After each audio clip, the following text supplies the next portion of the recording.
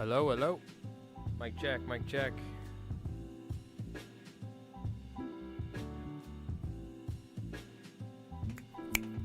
Hello, hello, hello. I think we're good. Mic check, mic check. All right, what's going on, chat? How's it going?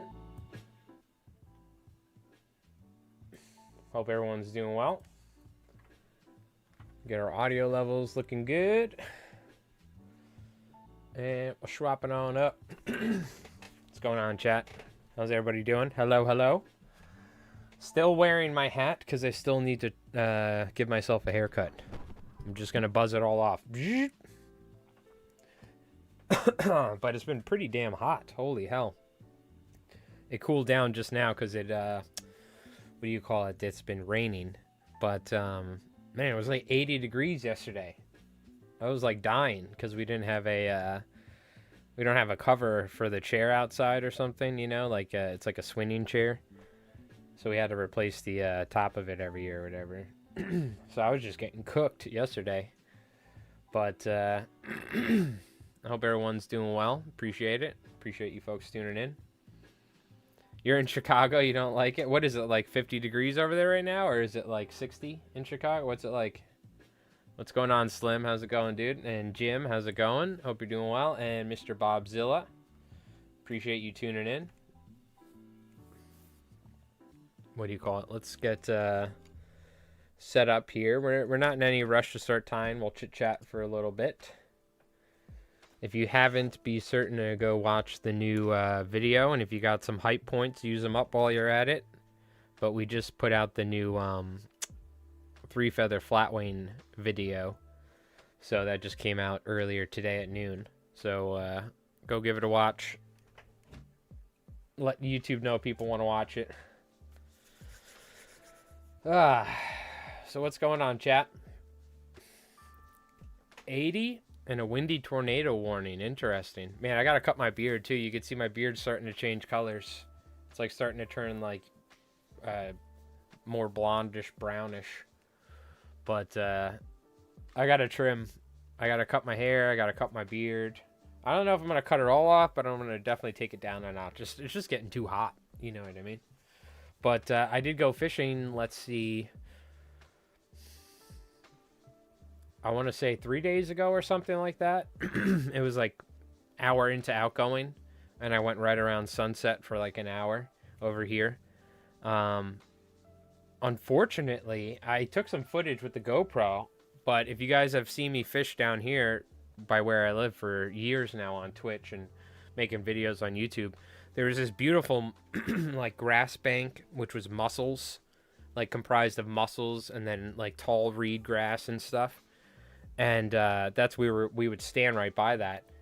The whole section in the front where I normally would stand by is completely gone. There was like a post I would put my backpack on. All of that's gone. It's like just washed away. So I don't know what happened, but it's been slowly deteriorating and like degrading. So I'm assuming there's been erosion, and then the mussels don't have enough soil to like keep it together. But so there were like chunks of mussel bed breaking off last year and like drifting away. But so it's probably gonna change the like fishing in that spot. And I don't know if it's gonna be better or worse, but it was nice to have that like defined structure for a little bit of current. But now it's like completely gone. But that being said, I did fish for like an hour or so. I brought like 2 flies. I brought a Cowan's bait fish, the small jig white one we tied on stream. And I brought a black and purple, pretty big bucktail deceiver. But I fished the Cowan's for like an hour, and I caught a couple shad. There were actually some boils and stuff around, so I got excited. But I think it was just shad. But I was actually going to try and do a live stream today. I'm going to try and figure out how to... on my phone, essentially, this is what I stream on my phone. I put it on my chest on like a chest rig, but I could only stream to one platform. But I looked it up, so I think we sign on restream, and then put the custom RTMP stream key into my phone's streaming app that I use, Stream Elements. So we're gonna probably do a test at some point. We'll do like a test stream on YouTube and Twitch. I just want to make sure I can stream to both. So I don't know. We've had issues doing live streaming over the years with service and this and that, but That is something that I want to try, because that's one of the reasons why we didn't really do much fishing streaming last year, was because I don't want to stream to one platform, not the other. I want to do it to both. So, but so anyways, we got that in the works. But no matter what, I'm starting to go fishing now. So it's been a couple days because I had to finish the video, and I've been working on flies and stuff. I got to work on the next Mike Rolls Dice video, and I got to get back to fly tying videos. So going to be busy, as well as the fly tying. This is all roosterfish flies I've been working on. But I'm going to try and get out there at least 4 or 5 times a week and just start fishing now. So, and I'm also taking some B-roll footage while I'm fishing for some upcoming videos, because I always need more like fishing footage, just B-roll stuff. But man, I'm all like stuffed up. It's definitely some like pollen too starting to fall, because I'm starting to get like a little congested here and there. Yeah, what's going on, Frankenstein? What do you think of the crayfish fly in the Discord? I'll take a look. I think I saw it. Oh yeah, looks sick, dude. We're gonna take a look at the Discord later. Actually, did we take a look at this one? No, I don't know if we were able to. We'll take a look later, no matter what. Looks awesome. Very cool. Yeah, we'll look real quick. Nope.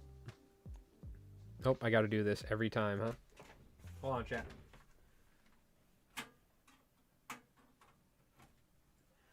Damn El Gato. Damn El Gato. There we go. Hell yeah, dude. Is this like silly legs? Or is this like nylon stripping? What is this? Is this flash material? It's some sort of like synthetic. Looks like some sort of rubber legs, but it's not like traditional rubber legs. This looks like more traditional. It doesn't look like silly legs either. Oh, it's the floss. That's what it is. It definitely looked like some sort of synthetic thing, yeah. Cool, cool, dude. Looks good. Articulated too, I'm guessing you said, right? Very nice. I wish we had more crayfish around. We don't have a lot of crayfish in our areas with the freshwater fishing. There is some, but I'll fish crayfish flies too. And I'll catch stuff, but it's more like bait is what they're eating. But looks great, dude. Looks awesome. Fantastic. Very nice, very nice. All right. We'll take a look at the Discord later, so if you guys want to share some stuff, we'll take a look later tonight. Yo, what's going on, Jeff? Hello from Tennessee again. Your videos have been a great resource for planning my upcoming trip, both for flies and the seasonal approaches. Especially enjoyed your cinderworm pattern. So elegant. Oh, well, thank you, dude. Appreciate that. Oh, I'm excited for cinderworm fishing. It's going to be coming up in like a month or something like that, or so. So we'll see what it is. If pollen is a problem, eat local honey from your area. It'll help. All right, I actually have local honey from my area that I haven't been eating as much, but I will. Sure. Yeah, pollen wasn't like an issue when I was younger, but nowadays it definitely puts a little bit of a toll on me, like in terms of what do you call it? Just like making me super congested at times. All right. So we got springtime, huh? So here's what I noticed. This is generally what I see early on in the year. It's either going to be killies or mama chugs, shrimp, or it's going to be spearing. Now we do get juvenile herring as well, but really the number one bait is spearing. So we should just tie some spearing imitations, and then we could also do some searching flies. What I do a lot of times is not fish necessarily small stuff like a spearing fly, but I'll fish something larger. But if you folks have any recommendations for some random flies that aren't too crazy in terms of materials, we could tie some stuff. But I think I want to try. We tied a whistler the other day, which was a lot of fun. I think we might try one with the jig hook here. We also did something with the lead wire and the tubing. What was that we did? Oh, yeah, the stream ended. So let's take a look. What were we doing last time? We were going to try and figure out how we can get weight for this, the Cowan's fly by, like, stacking the weight, you remember, on this tubing and like wrapping it around, and then you can move the weight. So the whole idea is what happens when you move the weight, right? That was the whole idea. And this is where I think we left off, right? So we can actually pick this up. This is where the stream died, essentially. Did we put resin on the ends of this? I think we did. Yeah, so this is the one that's like, we can kind of move the weight around, and this might, we'll see how, like, if we put the weight like this, is it going to kick side to side like that?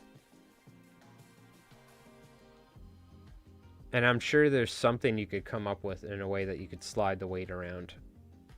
I'm sure there's something. We're not that ingenious to figure it out. We're just testing it. All right, so what are we going to do here with our movable weight fly?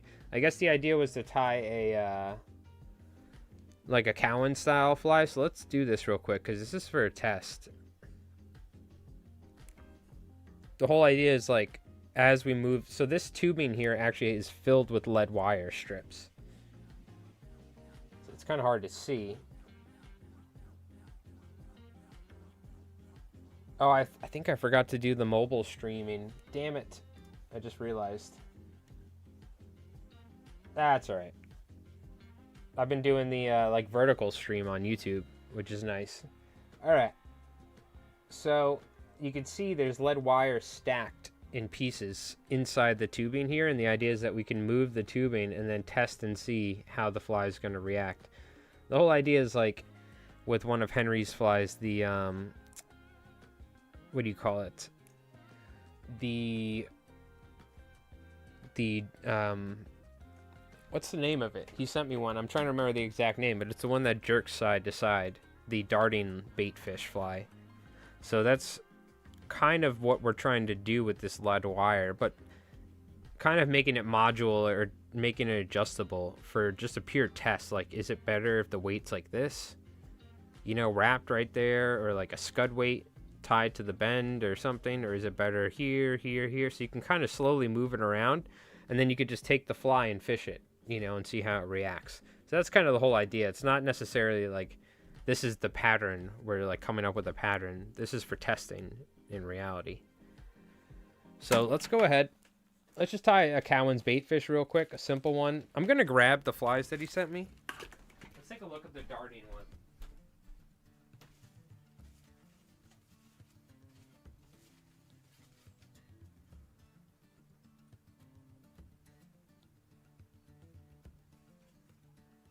The darting bait fish. Yeah, the darting bait fish fly. We're gonna try and, I mean, we're gonna tie a smaller version because this is a larger hook with, I mean, I would say arguably an equal amount of weight, but this could be a tungsten scud weight or something, so it definitely feels heavy for sure. So one thing, we gotta order some scud weights. I think the scud weights are important for sure. Once, do I apply the patent? Well, somebody's already done it, Jim. It's this fly right here, Henry's darting fly. We're just doing it for a video. And unfortunately, what I've learned is every time I think I have an original idea, it turns out somebody's already done it about 10 times. It's just whether or not you can do it better than everyone else. But Henry did a great job with this, so. Alright, so the majority of the fly is tied right about here. So that's what we're going to do. I think we are going to use a little less material and make it a little bit smaller because this is a larger hook he's got here and a heavier hook. A little bit more weight on there. But I will say this does feel like a good amount of weight on there. But I think tungsten, like the tungsten really helps for sure. Like condensing the weight, as much weight in one point is kind of important. You know what I mean? For sure. All right. Everything's a mess as usual. Let me grab my flash and slinky. Which, by the way, I don't even know if you use flash and slinky here because there's no, maybe he did? This is interesting. This isn't like flash. This is like, or it is like flash, but it's without the actual holographic stuff. Some sort of like material mixed in with it. So this might be another type or just a different color. But it doesn't seem like flash. I mean, this is crystal flash. You can see the crystal flash, but I'm talking about these fibers right here. There's like some thick fibers that look like they almost like floss, like what we just saw. But I think it's just a different type of slinky product. And it has the camo color blended in. All right.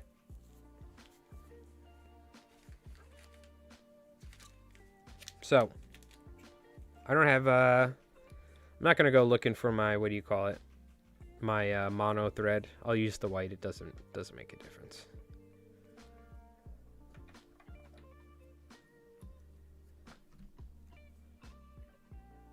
And I could like wrap this in, but this is, I mean, this might move. We might want to tighten it up.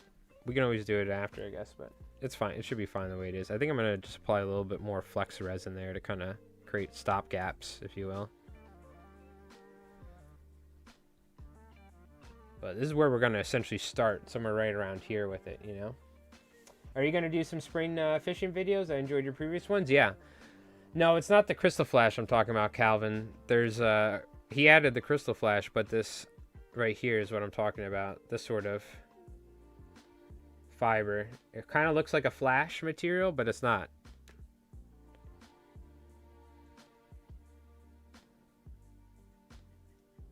I'll have to ask Henry. This seems like another type of slinky mixture. But yes, Craig, I am going to do some spring stuff. We're going to do a spring, like, I don't know if it's going to be a fly box video or if it's going to be like 10 flies for the spring run or something. We might just do a fly box video. I'll like clean out a fly box, get it prepped up for the spring. And then we'll probably do like a refresher. We already have the video from last year, which was like, I think, one of the most condensed fly tying videos on the internet when it comes to information. There's so much information. I could have made like 4 videos out of that 30-minute long video, but there's pretty much everything you need to know about springtime fishing. So if there's something specific, maybe I'll start going into specifics, you know. But I am going to start doing some I am going to start working on like a lawn form video, you know what I mean? That's what, you know, I consider like a lawn form, like 20, 30, 40-minute lawn video where it's like a topic video as opposed to like just a fly time video or something, you know.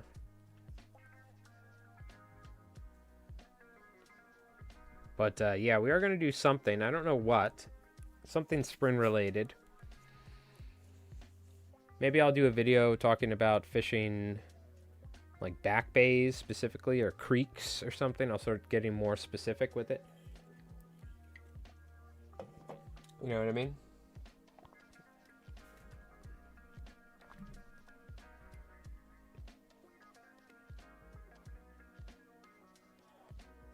There we go. Just get the focus right. Okay, we're going to stick with the gray here. So somebody ordered Cowan's flies with the gray over white in the jig form. So now I have all this excess stuff, but it was good because now we've used it for the videos. I'm going to use it for the Magnum bait fish as well. So ended up working out, but it sucks when somebody orders like 5 flies and I end up with 2 giant packages, you know? But we can always find some way to make this stuff, to use it in some way, shape, or form, you know what I mean? Wouldn't work for the rooster fish, though, because roosters don't like flash. And this stuff is really flashy. So, at least that's what I've been told. No flash on the rooster flies. You can have a little bit of Steve Farrar fiber in the head of a kinky mother, but you don't want the thing dripping with flash, you know?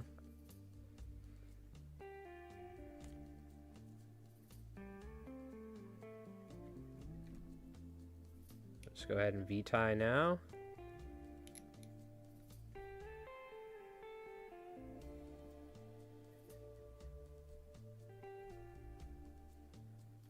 Again, we're able to like push this forward like this. We're able to move the lead back like that. It's kind of the whole idea. You can see the profile here. It's just basically like one of the Magnum bait fishes scaled down into a Cowan's bait fish, because normally he would be like tying that material on there, right? You know what I mean? we're doing it slightly different. But we got the new 3-feather flatwing video, so go give that a watch if you haven't. And definitely go rewatch the springtime one, because you can watch that one probably like 10 times and still get some new info out of it. It's jam-packed. But yeah, we got all sorts of stuff planned, so don't worry. I've just been so freaking busy. I'm doing as much roosterfish stuff as I can right now, and then I got the 2 YouTube stuff, so. But we took a little, like, slowed down a little bit with the fly tying, and now it's fishing season. I'm ready to start pumping out fly tying videos, so. Just, like, doing 30 different things at once now. Because the other channel, Micro Rolls Dice, is doing great. Finally got over 1,000 subs. Thanks to everyone who subbed to Micro Rolls Dice from this channel. Appreciate it. Now we can earn a little ad revenue there. It's going to help out a lot, so.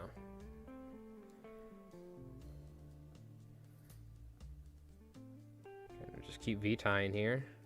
And keep it sparse, for sure.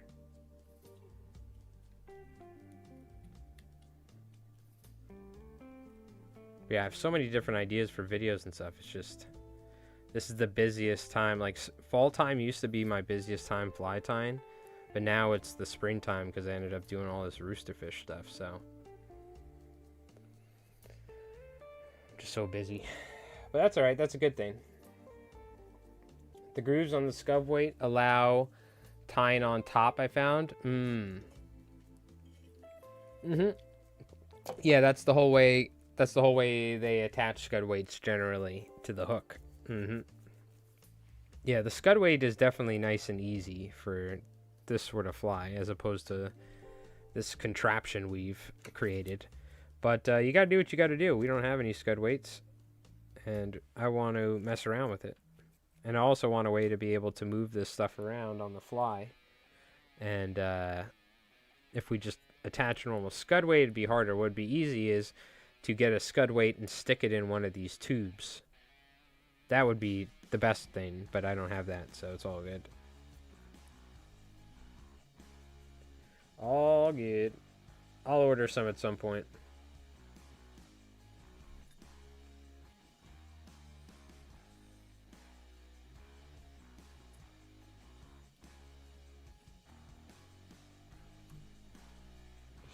Fold back as usual, spread the material around. And we're going to trim this as well. It's going to be more like peanut bunker, herring-esque, you know, like shape profile, if you will. If you could find a way, though, to modulate or like to create a way of having movable weights and stuff and like change the weight systems out on a fly, that'd be awesome. I've seen flies where they do it, where they like stick weights in tubes and stuff, sticking out of the back of like a popper head or things. But I'm sure there's probably what you would do is you would want it sticking off of the hook. You'd want like a shank, and you'd have an articulated shank, or you would have a straight shank that could attach to a loop, and you could change out the weights.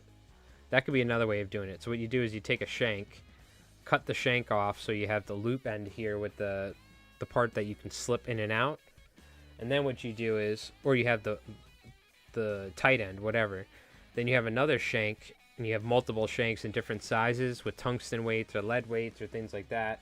And then you could do it like that. Because that's stuff that like the guys over in like Sweden or like Norway and Denmark, that they do for like pike fishing. If you've ever seen like the Kennel Grottus, all those guys, Nicholas Bauer, I think's his name or something. They'll do like modular tails, things like that, dragon tails or something. But they have their like crazy curly tails they use.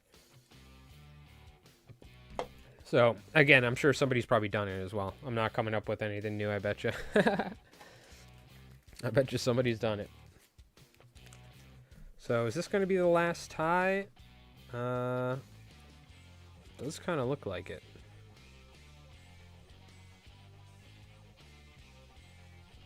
Yeah, we're gonna keep it sparse, right? Nah, we got one more, I think.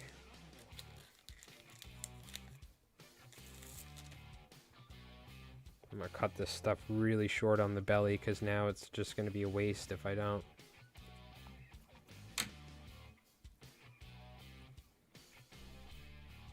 Kind of like so.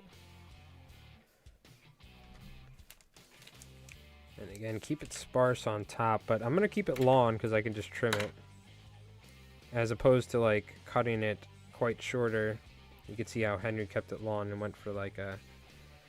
Again, this is why I'm saying it's more of like a magnum bait fish as opposed to a regular Cowan's bait fish.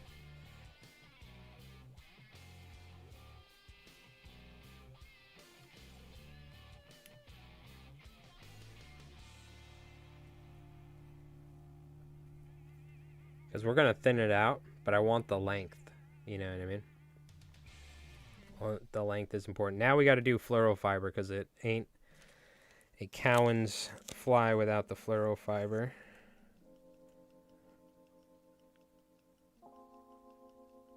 Technically, I guess, the little silver sides and flies that he's done with the polar fiber, I guess you don't use them, but why not throw it in there? Screw it. Throw some polar fiber in those too. You get polar fiber. You get polar fiber. I mean, you can see we've used a lot. We've used it in a lot of flies, and this is still how much I have. So it actually, like, really goes a long way. Because it's so vibrant and strong, you don't need a lot. It's like using a really strong spice or something. Like, if you use too much of it, it's, like, almost not good, so... Just a small ginger sprinkling of pink fluorofiber is what it is.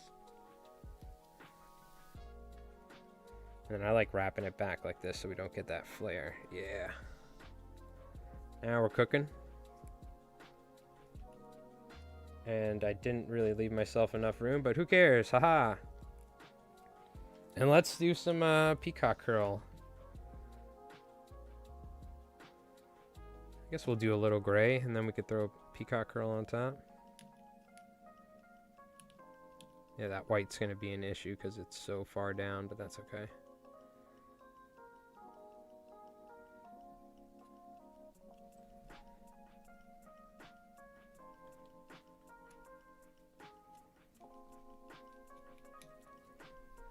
Tis okay. I'll just fix it like that. Before the peacock curl, do I want to like trim it a little? I guess I can always pull the peacock curl away.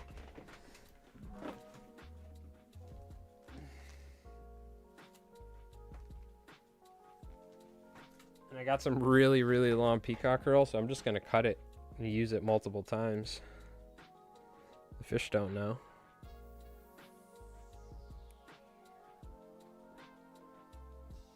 So I just like doing this right here. Just do like one loop. Secure it. I'll trim it. Just tie it again like so.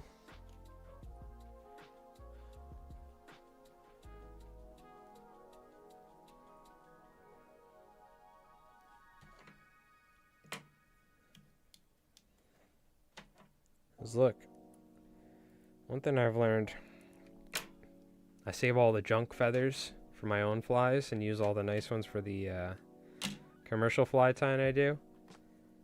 So I've learned that the fish really don't care if the feather's not perfectly, you know, square on the end, or it's nice to have that natural taper, don't get me wrong, but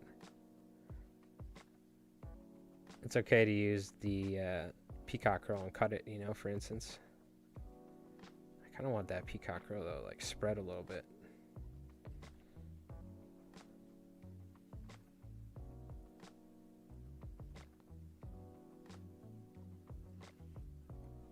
Don't need much, but I'll do 2 more here.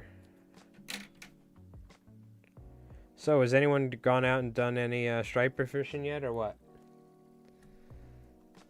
Ever used channel weights? I don't know, to be honest with you. I've used all sorts of different lead stuff, but it's been so many years. I don't know if I know it by name.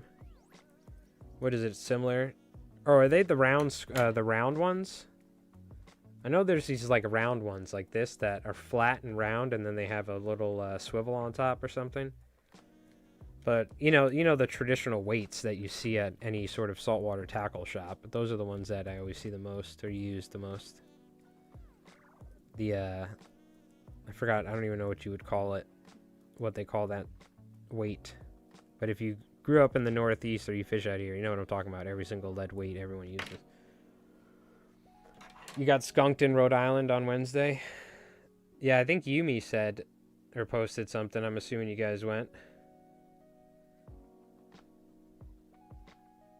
Yeah, I haven't seen too much I haven't heard anything, but I also haven't been like, I also try not to use Instagram as my gauge for how good the fishing is, but it's kind of hard to not, as a bunch of times when all my friends, like local friends in the area, will post stuff. So I'm like, I'll see like, oh damn.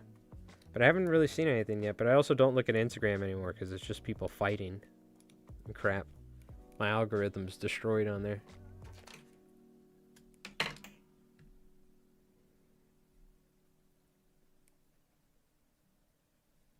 All right, let's give this a brush real quick.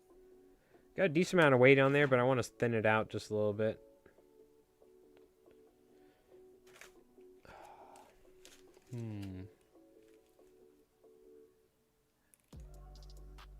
Oh, there's the brush. I was like, where the hell is this thing? It was hiding behind my monitor.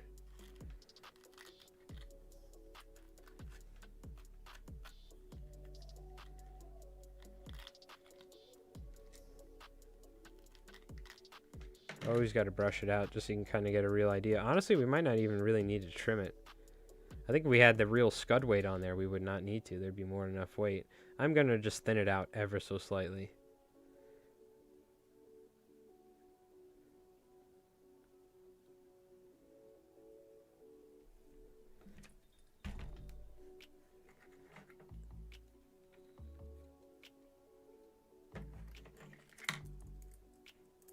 Just by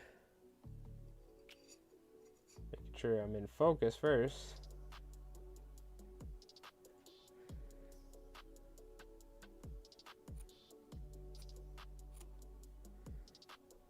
Here's the thing, I want to move this weight a little because we are going to be, I kind of want it back there, right? It's going to be more like this.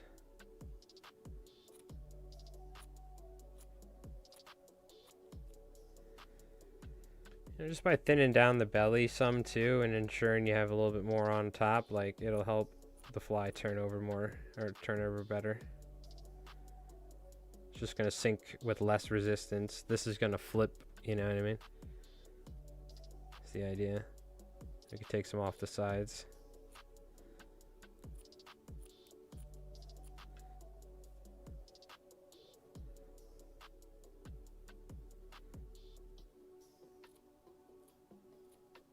And I like to thin out the sides as well. I'm going to hit some of that gray.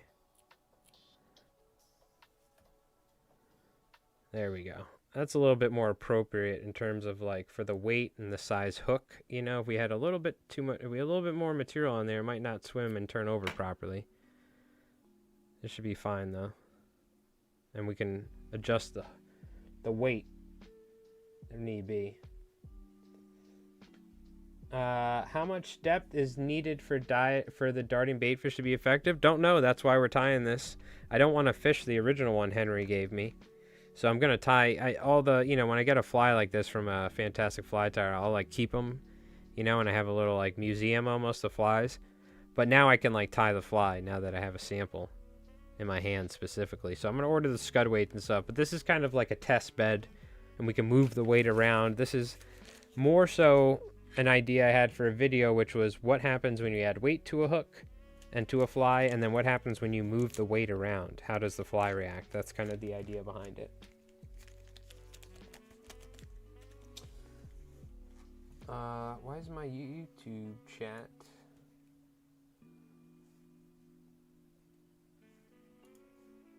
not showing me?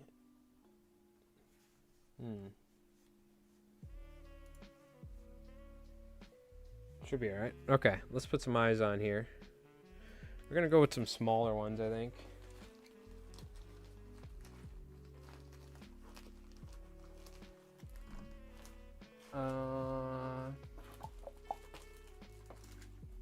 Where are the 3D eyes?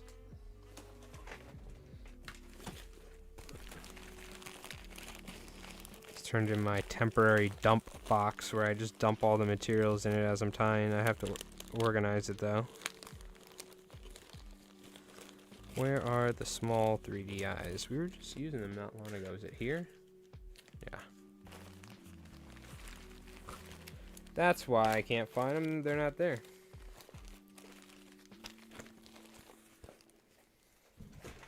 All right, well, I'm glad I remembered this fly was here, or this hook, because the stream died was the whole thing, I think. We weren't able to complete it.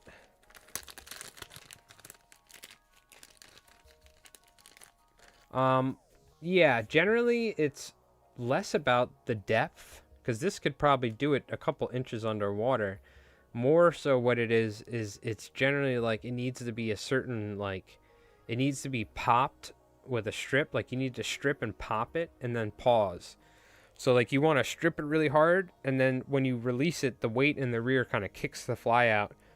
So you need to, like, what I've learned with flies like this, now I haven't fished a weighted one that actually swam like this. I've fished floating ones that swam like the way like a spook popper would, you know what I mean, where it goes side to side. And what you do is you would have to find a rhythm. You would have to like pause it, and you'd have to strip it really hard and wait, and it would like go to one side, and your line would like tighten up or slack or whatever the hell it was, and then you would strip it again. So it'd be like pop, pop, pop, and it would only do it, the pole dancer would only do it if there was like under a certain couple inches of chop. Once you got a certain chop, it would stop doing it, because there was like, now the waves are causing this tension in the line. So it generally has to do with the retrieve, you know what I mean, more so than like the depth, because you could probably have it doing this in 30 foot of water with a sinking line, or you can have it doing it right near the surface with a floating line. It's more so the rhythm and the cadence. But that also means that the fly needs to be weighted properly. So the fly needs to be weighted properly, and you need to have a good stripping. You almost need to like come up with a stripping pattern or routine that works for the fly. What's going on, Luke? So with these stripers, can you get a reaction bite? Is it all about matching the profile, what they're feeding on? No, it's just like any other bass species. So like most of the time what we fish, a lot of times what I fish is not even match the hatch. It'll be like a, you know, a larger, this is not a good example because this is just a giant, this is just to show somebody how to do a hollow tie. But imagine a fly like this, for instance. Hot pink bucktail hollow or bucktail deceiver, and just imagine it was a couple inches longer with some hackle. I'll fish this early on in the year when they're actually eating silverside or spearing, like large adult spearing, more like this size, right? Or even smaller than this. But a lot of times, because it's a bass species and they're predatory, they might not even see the fly. They might just feel the vibrations and the patterns, or just see the profile from underneath. So generally it's less about the fly and it's more about the presentation when it comes to striped bass. What I recommend checking out, Luke, is the first video in our fly fishing for striped bass video series. It was the philosophy behind choosing the right fly. And that goes into like, it always starts with presentation. Then you got to put the fly in the right place, otherwise you're not going to catch the fish. Then we go by profile. So like, is it generally kind of like large or small overall? And then we'll go by like, is it light or dark in color? Not if it's olive or blue, or like if it's chartreuse and stuff like that. You know what I mean? So if it's like a light time, we use light colors. If it's dark, we use dark colors. That's the idea, because it contrasts, sticks out behind the like moonlight or the sky that's illuminated, because the water is much darker than the sky at nighttime. But yeah, really the most important thing is getting in the right spot. So if you just get a fly, we could both be fishing different flies, but if striped bass are passing by in the area, let's say right in front of us in a channel, if we're both presenting the fly properly, we're probably both going to get eats. I could be fishing a 5-inch juvenile bunker fly, and you could be fishing a silverside fly. You know what I mean? But yeah, generally, I'll say it depends, because there are striped bass. There are times when striped bass go into more match the hatch when they're on sand eels, for instance, or they're eating baby tiny crabs that are spawning or hatching, I should say. Times like that, you know, where they get super keyed in on bait. But a lot of my fishing is not keyed in like feeding activity. It's me blind casting. And for generic just blind casting and search fishing is what I call it, you know. That's where using like searching flies come into play. Stuff that pushes water, that has a little bit of a larger profile generally, because it's easier to see a 5-inch fly than it is a 2-inch fly, you know what I mean? And that 5-inch, you know, bucktail deceiver is going to push water. It's going to, you know, get caught on the fish's lateral line as it's, you know, it acts like, it'll think it's like some sort of wounded or distressed thing. It doesn't even know what it is. It's just going to eat it. Because I think a lot of times striped bass, too, they're just opportunistic feeders. You know, it's not like they're swimming around and like, you know, I'm only going to eat silversides today. You know, if they see a blue claw crab swimming by, they're going to probably eat it. Like, they're opportunistic. That being said, it's when you get certain activities. Let's say there's nothing but spawning silversides in this one area, and a ton of bass are in the area. You might want to fish something that looks like a silverside at that point, because there's just so much bait around. They're keyed in on these silversides spawning in the grass on a full moon. Then that's when you want to kind of match the hatch. It's during like these feeds. You can do it while you're blind casting and stuff, and it can also be a feed when it's just one fish in a creek, sitting in a creek, and you're watching it eat shrimp. That could be like a match the hatch situation. But just like your regular fishing for striped bass, you're very rarely matching the hatch. You're just kind of getting a reactionary bite. So there's no reason why it wouldn't work for fly fishing. You know what I mean?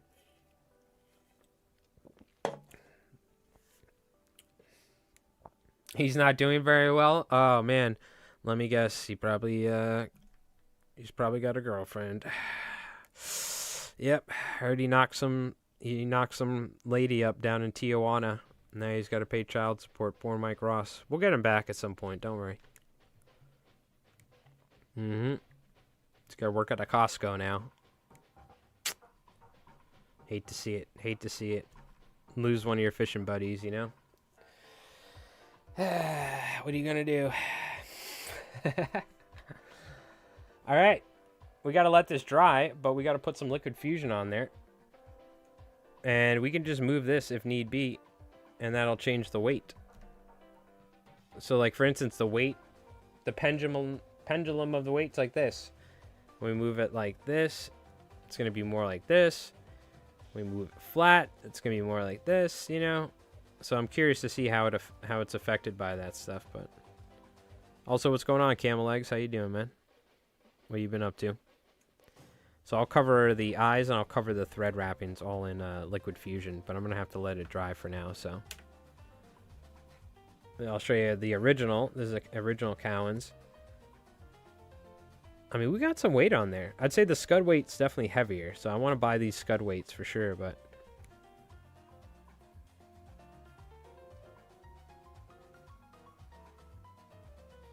not too shabby. Not too shabby.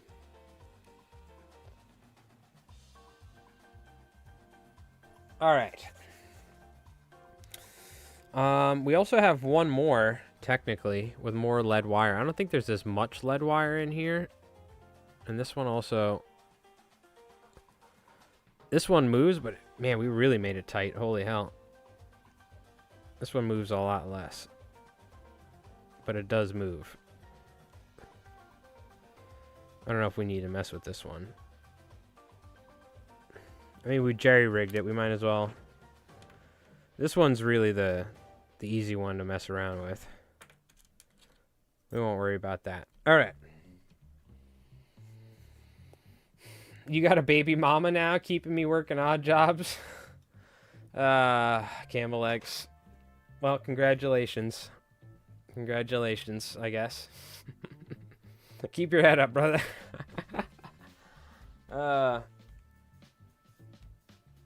Yo, what's going on, Adam? How's it going, dude? I hope you're doing well. All right, chat. It's almost been an hour. I'm gonna go grab a drink because I'm running low, and I'm just gonna stretch real quick because it's I don't know if can you hear my. Oh, could you hear it? Ugh. I gotta stretch is all. We'll be and I'll just grab a drink real quick. I think it picked it up, especially because I'm using a condenser mic. But what do you call it? So I guess I also want to maybe pick your folks' brains. What are your favorite springtime flies? For sure. Because we are going to, what do you call it? Do that springtime fly box video. So it'd be cool. I'll talk about my favorites, and then we can incorporate flies from you folks. So think about, this is what I want you folks to do. Anyone watching the stream. Think about your all-time or your top 3 favorite springtime flies, okay? And if it's not something that I thought about, or if it's not something we're covered, or whatever, we'll talk about it. But I'll pick out like maybe 5 or maybe more that I think are interesting and that I can include in the video as like a, well, the community, you know, this is their favorite or something. I might do a poll as well on like YouTube. That way we can get a lot more probably people interacting with it. But I want you to think about that stuff, chat, while I go grab a drink real quick. What's your favorite springtime striper flies? It doesn't have to be stripers too. It just could be springtime, you know, bluefish, weakfish, whatever, fluke. It's kind of all these flies work together a lot. You know, Jim, no, it won't. The tank is very specific in how it... I just cleaned it out and used it yesterday because we filmed the other one. The tank is very specific in how the flow moves. You know what I mean? I think, just like, imagine taking a bucktail jig, right? And taking a bucktail jig and sticking it in a high-powered pump situation like this. It's just going to really sit there. You could take the lead, you could put it in the front, in the rear, it might go like this or that. But you're not going to see the movement, I don't think. You might. You actually might. I don't know. Could be worth it one day. But really, what I found with any sort of these flies that move side to side like this, you need, like, you can't even, like, throw it out of your rod tip and just move your rod tip. With the pole dancer, for instance, you have to have that fly about 20, 30 feet away from you, tension in the line, and you need to strip it a certain way for that actual popping action. So I bet, now... this might be different because this is using weight, but still, I guarantee you it probably requires some sort of tension in the line, and generally it's going to be a certain distance out. It might be tough to actually film a fly like this in the water because, you know, for instance, a pop lip, you have to cast it about 10, 15 feet out. You can swim it real close. I've done it, but it'll start diving down and swimming like crazy when you fish it from a distance. So it's kind of hard to really like film something like this unless I have someone else fish it and I'm like up on a bridge maybe looking down, or up on like a rock, you know, or something. I guess a drone would be the easiest, but I ain't got one of those, so. And I think they've banned like Chinese drones or something now. Probably for the future world wars. All right, chat, what do you call it? We're going to take a quick break. And when I get back, we're going to keep on tying. So think about your favorite flies, and we might, you know, I'll probably take some recommendations. We'll tie some stuff here if I don't have any ideas. But so we're just going to take a quick break. I'm just going to run and grab a seltzer real quick. I'll be back in just a moment. I'm going to play our quick highlight video. Be back in like 2 minutes.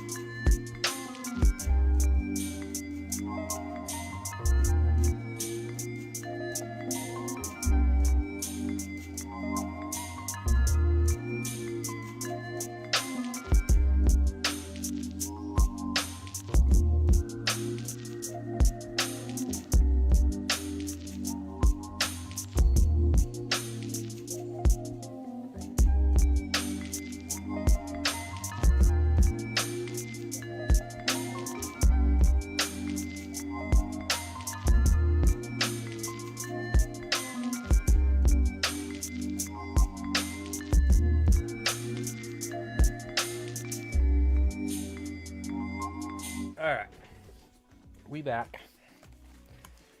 Grab the seltzer real quick.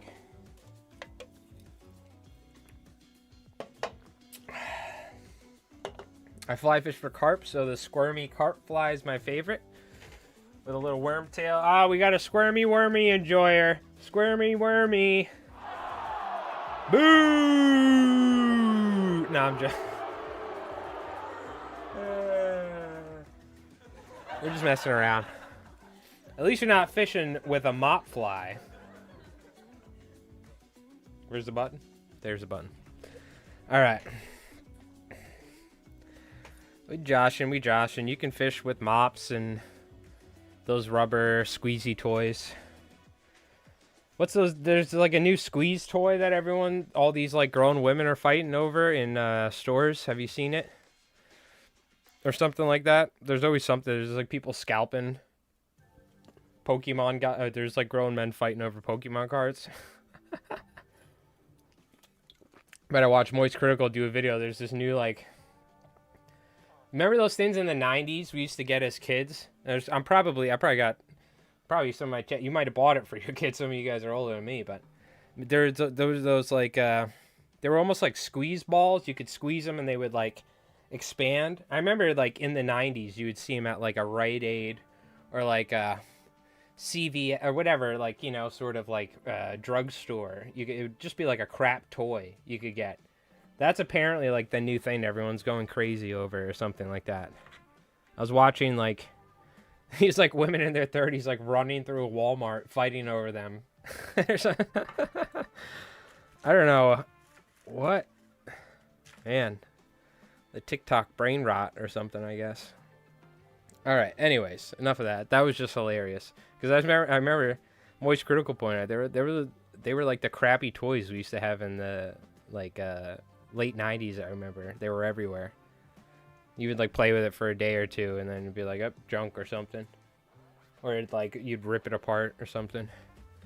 But those little things, they have the little ends on them. You can use that for squirmy wormy type stuff. But blasphemy, heresy, boo, boo. All right, I'm joking. You can use what you want. That's an old meme on the channel, is the squirmy wormy hate and the bob and smash. All right. So, chat, what is your favorite springtime striper flies in the channel? Put them in the chat. Let me know. I'm definitely going to do a post on it. I think what we're going to do is, and something that I enjoy fishing, I like pink. Pink's one of my favorite colors. Early springtime. So we're just going to free ball it. We're going to take a 2-odd Gamakatsu. Let's go 1-odd. Let's go 1-odd. This isn't going to be a larger fly. Take some ostrich hurl. Take some stuff like that. Large pencil popper, giant bunker flatwing, and a size 8 grass shrimp on a salmon hook. Really? So do you have good success with the shrimp flies? It's funny. I fished shrimp flies for years. I've never done really that well on them. You know what I mean? It's almost like when I'm fishing them with droppers or something, it's almost like coincidental. But I never really have like dedicated shrimp bites. Living in Rhode Island, those epoxy style sand deals were money last year. So you get a good springtime sand deal run. You talking about those like paper, the matchstick thin, the really small sand deals? Or very small sand deal surf candy? Cool, cool. Yeah, we don't get a lot of sand deals. We would see some in June and like in May at times in the bay, but I haven't seen that many juvenile sand deals around, to be honest with you. Or bay anchovies. We used to see bay anchovies in the spring. Nowadays, we really don't see bay anchovies.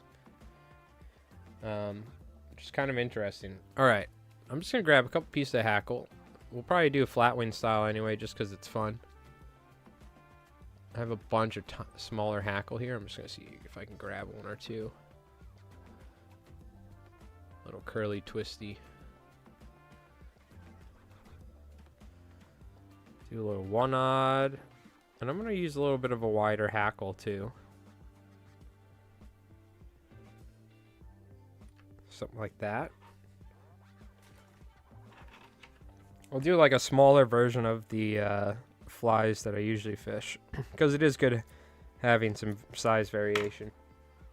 So many last year, pods and pods. Oh man, that's awesome. It was like June, but yeah. Yeah, I remember specifically as a kid in June going down to the inlet on the other side of the rocks and further east, and then stomping my feet in the sand, and all these really, really tiny sand eels would come out.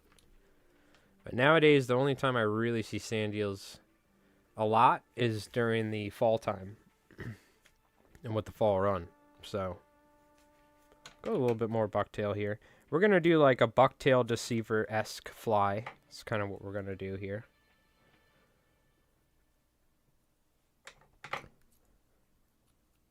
Just like a smaller searching pattern. This is going to be the size of like the larger spearing, or more so going to be like a peanut bunker size. But again, this fly is going to slim down in the water too, because we're going to tie it kind of sparse. So, but yeah, generally I don't necessarily fish flies that are match the hatch. I fish flies that are more searching flies. If you think about like a little bass assassin or a finesse fish, something a size and profile similar to that. You know what I mean?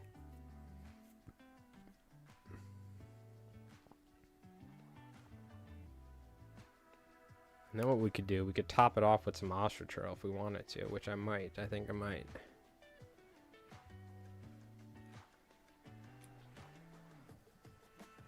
Slowly working on it. I've gotten like the bare bones of many songs written, but I think what I need to do is I need to sit down, like just do some blues, like minor, like A minor into like a seventh or whatever. I forgot what the chords are, but just do like some blues progressions and some chill, like kind of spacey rock, and that's going to replace the epidemic sound that we're listening to right now. And it'll save me $18 a month too. But I'm working on some other music as well for Mike Rolls Dice, my other channel for like battle reports. It's a little heavy where I'm doing like heavy ass rock, so I don't know, it's a little heavy for fly tying and fishing, but we might do some cool videos where it's like if I come up with a cool song, I'll like record it and everything, and then I'll do like some like fishing sort of montage thing or something, or like, you know, like, I don't know, kind of inspired by, if you guys have ever seen Flies and Fins, check out Flies and Fins, Jeremy. He did this when I was a kid. I remember watching his videos, like Fat Nancy I think is one, and it was about fishing up for steelhead. He had a song about the rat race, which it was them fishing for bluefin tuna, and off Massachusetts, like right off the beaches for small little football bluefins. So I could do something like that, you know what I mean? So that might be something in the future that you might end up seeing, but a lot of the stuff I'm writing is more like heavy rock sort of stuff for the battle reports. But I think we're going to be doing some music streams. I don't know, we'll see. This is in the future though, probably this summer. I have to get everything ready. I feel like I'm always fishing half and halves in the salt. I mean, you can't go wrong with half and half. You're taking a lefty's deceiver and you're taking the Clouser minnow, two of like the best flies, you know? So it is hard to beat that, for sure.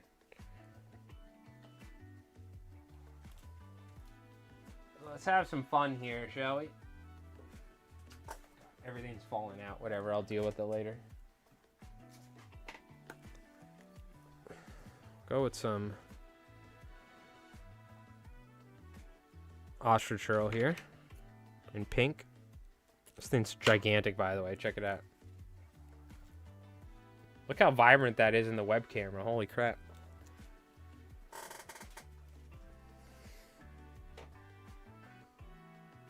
And we want the natural curve to kind of sit down.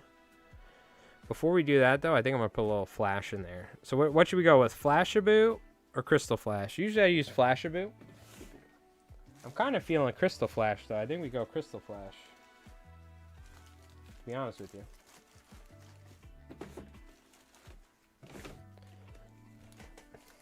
Olive and white with a pink stripe in between.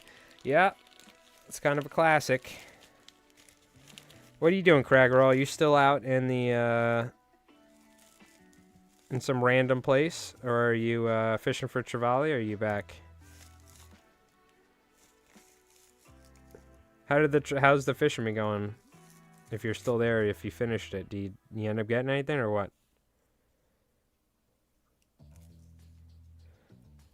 That one's drunk. Just throw it out. Don't want much flash. Already have one. Just pull out a couple of pieces. That's fine.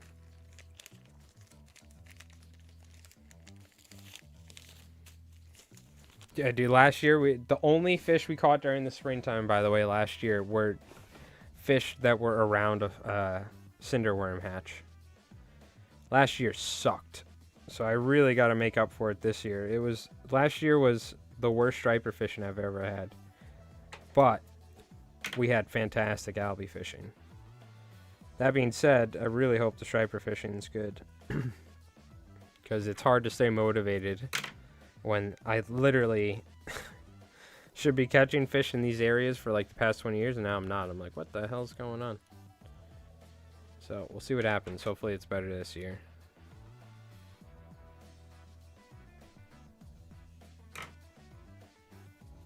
Is that a squid flatwing? No, not necessarily. We're going to tie it more baitfish profile. I just like pink. The pink is more of an attractor color. Because there's no squid where I'm fishing this fly. But I'm sure if there's squid around, you could. So don't get hung up on the colors as much. I don't really care as much about the colors. I care more about if it's light. I'll use it when it's lighter out. If it's dark, I'll use it when it's dark. You'll see here, the profile that I'm going for is going to be more like herring, killie sized, if you will. Just your generic Bob Popovic's Bucktail deceiver, because a hollow fly will have a much more exaggerated profile. The Bucktail deceiver is a little bit more subdued.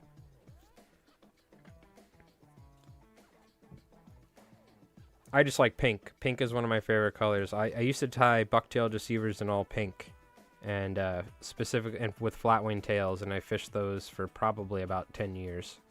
And in the springtime, consistently just catching decent sized bass. Nothing crazy, but up to, 30, 32 inches. That's all I need.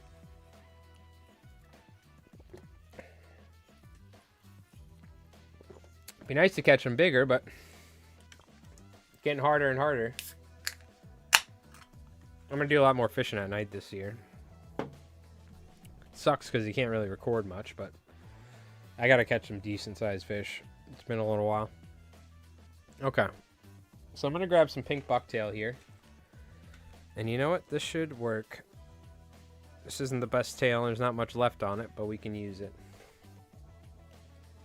We're going to go sparse as well. This is really kind of all crap. I need to use this stuff. So I'm just going to use it with some of the dirty hair. Screw it. It's going to have some of that brown hair in there. I don't care. Actually, it looks a little bit more natural.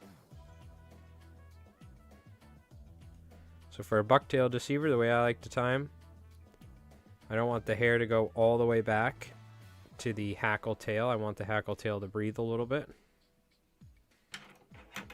And you're just going to tie essentially ascending collars as you move up the shank. I'm going to keep this one fairly sparse. The only problem is when you try to scale these flies down, even a hollow fly. Has anyone here tried to tie like a size 2 hollow fly before? It's very tough. The bucktail at that size doesn't react the same way. When you're tying more traditional bucktail collars like we are now, it's a little bit easier to work with, but I don't know if you folks have noticed that. But every time I try and tie miniature hollow flies, it's always tough. Because the hair is not that size normally,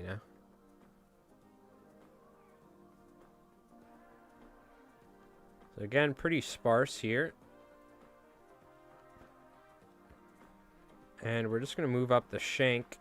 I could actually tie a little bit more here because I do want like more length on this initial tie. And we'll go with a little bit more on top so we ensure that it's going to swim properly.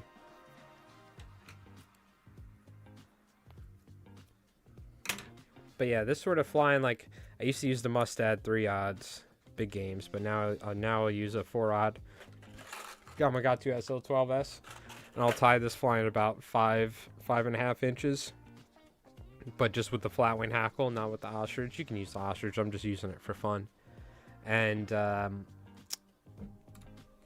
just all pink, essentially. I'm just using some white hackle because it was right here, but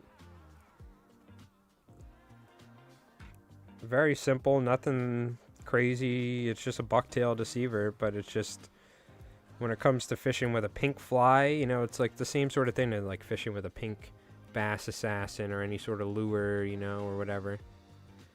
There's not even really any bait that look like this specifically that are all pink, but doesn't really matter. It's more of just, they're not seeing this and being like, oh, that bait is all pink. What they're seeing is probably some lightish sort of color and shape, and they're seeing the profile of a bait as it's like as it's fleeing by them.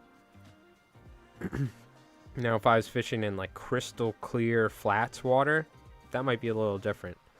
But something tells me I bet you they'll still eat an all pink bucktail deceiver on the flats.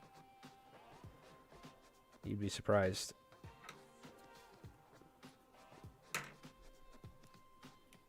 Well, speaking of which, I managed to talk to Alan,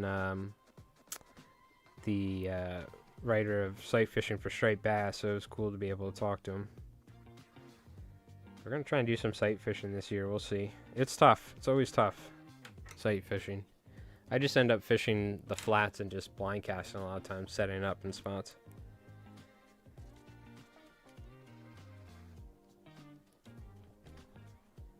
Might need to go and swim out to this island. Go like wade out up to my chest and go wade to these islands and go fish off them for some videos or something.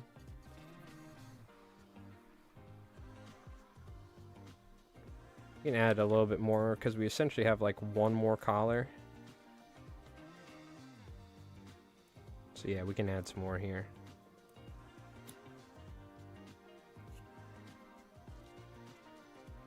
And again, bucktail is very buoyant, so if you tie the bucktail on top, it's 100% going to help flip it over, so. A little tip there. Different synthetics do react differently, I will say. But with bucktail, it's hollow, so you can help use that to your advantage. You can see the profile we're working with. It's not necessarily like a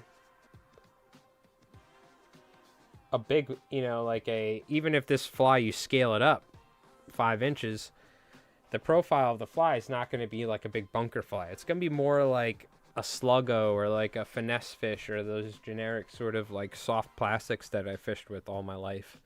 Just kind of casting it out in the bay by channel and jigging it or stripping it, you know, by mussel beds. We're essentially doing the same thing with the fly rod is really all we're doing, right?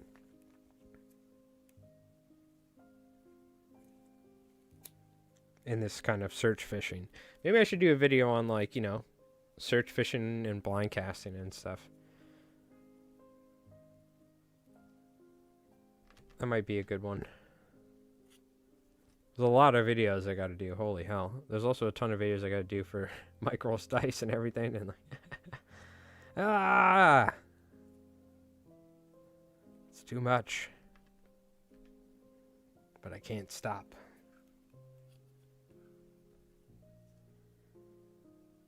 That being said, I got to pump out some fly time videos. I got to make up for, it was like a couple weeks it took me to get one prepared, so. We'll have some good videos coming out soon. Definitely some discussion stuff instead of just patterns, because I know folks enjoy those videos. Alright, this music sucks, Jerry. What the hell? We had a funeral or something? Let's mix it up.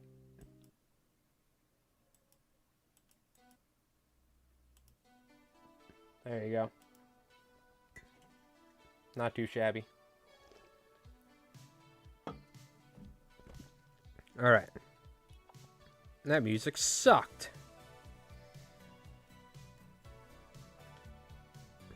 I'm gonna miss the Epidemic Sounds, man. There's some good bangers in here. I hear a lot of these songs in like YouTube videos too all the time. I'm like, man, we've been using that song for years. But it's pricey. I'm gonna add a little bit more. Again, you want enough material on this so it has that head in the front to help push the material. in the rear.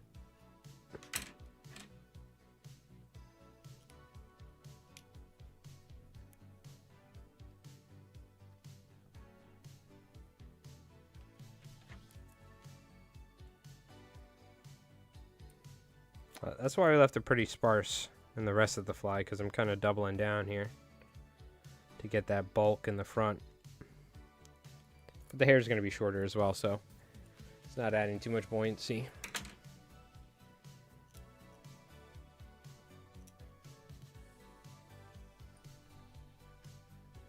Just kind of spread this around now.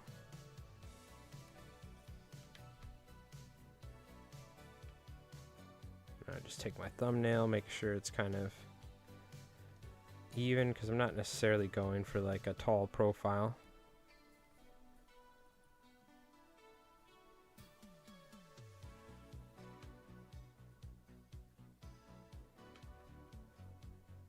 Essentially, it's going to be something like this, right? That's really kind of what it's going to be looking like. Fairly simple. Probably could have thinned it out a little bit. Now here, I'm going to show you a little tip. You guys want to cheat? I'll show you how to cheat. Let's say you want to thin it out a little bit. You're like, damn it, I might have put a little too much bucktail in there. You go back in like this. And just kind of randomly pull back. This is a little cheat if you guys ever... You're like, damn, dude. You just got to cut down to the base and just kind of randomly go at it a little bit. This is dangerous. You could screw up your fly here. All your hard work. But I've done this a couple times. You're just kind of thinning it out randomly. You just don't want to go overboard. Give it a look around and then you can come here like that. It's dangerous. You could easily screw it up. But, little tip. Something you could do on the water as well. You know, there are times where you need to sparse out a fly on the water. There are times where I've actually cut the tail off a fly just to ensure that it's the right length for the bait. When it is a match the hatch situation, I don't have enough different flies around.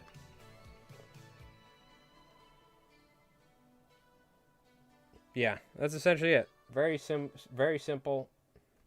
I'll grab a little peacock curl. Put that on there. Yo, Gene, what's going on, man? How's it going? No, never any need to apologize. Just you stopping by means a lot, so thank you, my friend. Appreciate it. I hope you're doing well, dude. I don't know why I whip finished when I was going to put peacock curl on there. But hope you're doing well, Gene. How's it going?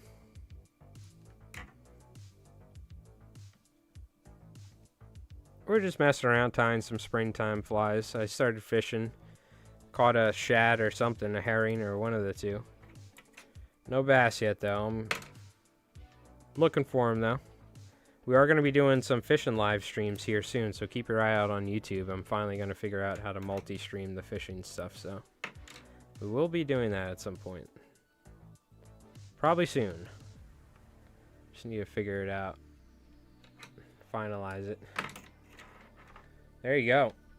And I'll scale this up to a 4-aught and fish it in a 4-aught or 3-aught around 5 inches. But, you know, it's essentially just a deceiver, right? But we just put a flat wing tail. Of course, there's ostrich, but... and then it's like a bucktail deceiver body, which is just scaling the material down and moving forward as you go and just tying regular collars. You know what I mean? I'd say this is the next sort of step stuff after if you're a new fly tyer and you've just learned, you know, a deceiver or a clouser and stuff like that. You can start like working on profiles and working on the profile of a fly by, you know, adjusting the length of the material as you work with it, for instance. And start tying the hackle in different ways or adding hackle tails and things like that. You know what I mean? Shatter a good warm-up. Yeah, you know, I was like, hold on. This might be bass-sized boils. There were like 2 boils. Something chased bait right up to my feet down here by my house. And saw a nice boil on the edge of where the boat channel is right next to me. But I kind of knew. I was like, I fished for a while with like my normal bass stripping technique. I don't just like normally strip it aggressively in the spring. What I'll do is I'll strip, pause, strip, pause, strip, pause, stuff like that. Or I'll just do a steady retrieve, kind of medium speed like this. You know what I mean? Like this. Nothing crazy. But I wasn't getting anything. So I was like, this seems pretty shad-like. You know what I mean? So I just started stripping the crap out of it single hand. The Cowan's bait fish with the jig hook. And sure enough, one came flying out of the water with the hook in its mouth, and the hook came flying out. So I was like, okay. Shad. But I really hope I get a striped bass soon. So, didn't catch a single one over here in this creek last year, when usually it's April 12th we would get one by now. So I've only gone once though. I've been so busy with videos and flies, so specifically the roosterfish stuff. So, and I also have to tie flies for local shops and stuff. It's like never ends. But yeah, just a very simple bucktail deceiver is kind of what I'll fish a lot of times like this. Nothing too crazy, you know what I mean? And again, like, I'll fish this up, I'll scale it up to more like something like this size. This is a Squimpish Hollow with a Senos laser dub head. But I'll scale it up to something like this size. It'll be more like this, right? And I'll fish something like this with all pink and just bucktail. And just kind of, essentially, again, a lot of blind casting, a lot of stripping to channels and structure, a lot of fishing with current. If not fishing with current, fishing specifically structure in places where fish are going to be forced to swim past, like channels, points, edges, bowls, things like that. You know what I mean? So it's not that crazy, not that complicated sort of stuff, but yeah, it's fine. It's the bread and butter fishing that I do a lot of times, you know what I mean? So it doesn't necessarily have to be too crazy. All right, let's keep on tying. We'll throw some head cement on this thread wrapping. This is the exact sort of fly I'll fish early in the spring. Because, you know, I'm being honest, I love clousers and I love regular deceivers too, but they're kind of boring. You know what I mean? When you can have, like, you can start doing flat wing tails and doing other sorts of stuff. Because in the end, you know, there's only so many ways you can tie bucktail on a hook, right? So it's not that different in reality.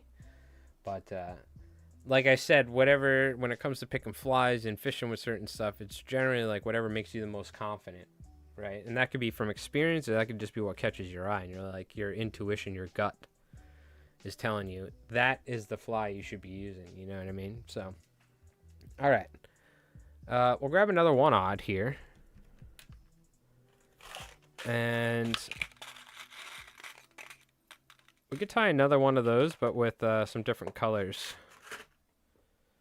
This time I'll slim it down slightly so I don't need to thin it out. Got a little exaggerated there.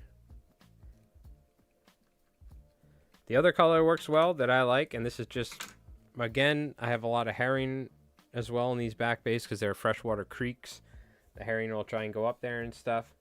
I like a blue, pink, and white too. That's another personal favorite color of mine. Yo, what's going on, Mike? How's it going? Very cool tying. Do you tie loop knots when you fish these? Yes. Yes, always using loop knots. I think it's a non-slip mono loop knot. It's whatever the loop knot is in the section, I think, where the jiggy is in Popovic's original book. And I believe he calls it a non-slip mono loop knot, but other people have told me it's something else. I don't know what the hell it is. But it's, I can show you real quick which one. You probably know which one it is, but here. Here, I'll got a little wire. I'm not going to do it all the way, but essentially you go like this, loop, go back through the hook eye, then you come back through the loop here, like so. I don't want to screw my wire up, but, and then you would wrap this like 4 times and come back through this loop underneath and back through. I think it's a non-slip mono loop knot is what it is. if I'm not wrong. Or it could be a perfection loop knot. I don't know. I never learn the names of these things. I just know how to tie them at night, which is important.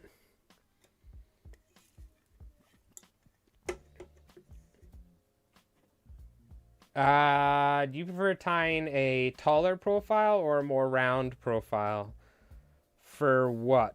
For the fly, you mean? Specifically for a bucktail deceiver, Craggerel? It depends. This one's more round, but the larger they get, usually, I can tie them a little bit more like a bucktail, like a bunker style. But, you know, I'll say I'll kind of go in between. I'll kind of have a little bit of height, a little bit more height top and bottom, but I'll have a fairly round body. So kind of in between mixed, you know what I mean? In between is usually what I do, but I try to keep it fair. I don't try to have it too exaggerated height-wise top and bottom. If they're like peanut bunker, or if there's bunker particularly around, then I will switch to flies like that. But also bunker are way bigger, and if I'm fishing for, I gotta start fishing like a actual 12-inch fly and stuff. After shoveling bunker with a shovel into vats, I could tell you they get pretty freaking big.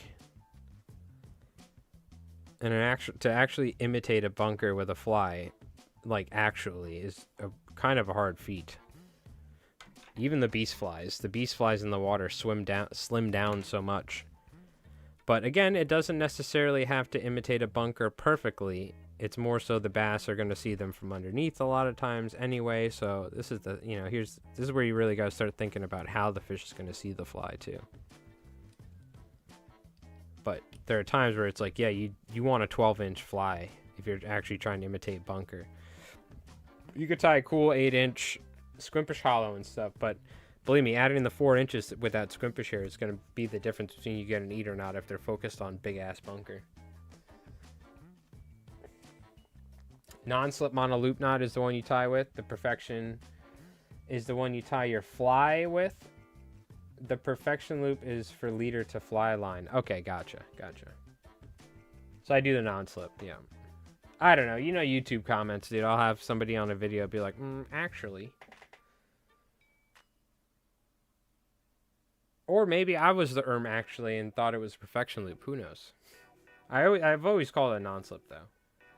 Do you still have that one you tied with the whole pack of Steve Farrar fiber?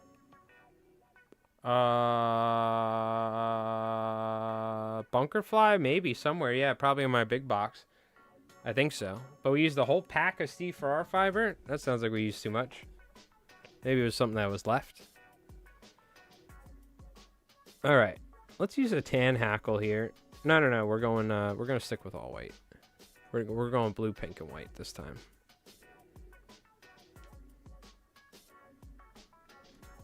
Again, I like this kind of webby hackle too. I don't mind it. It's gonna have some action in the water here.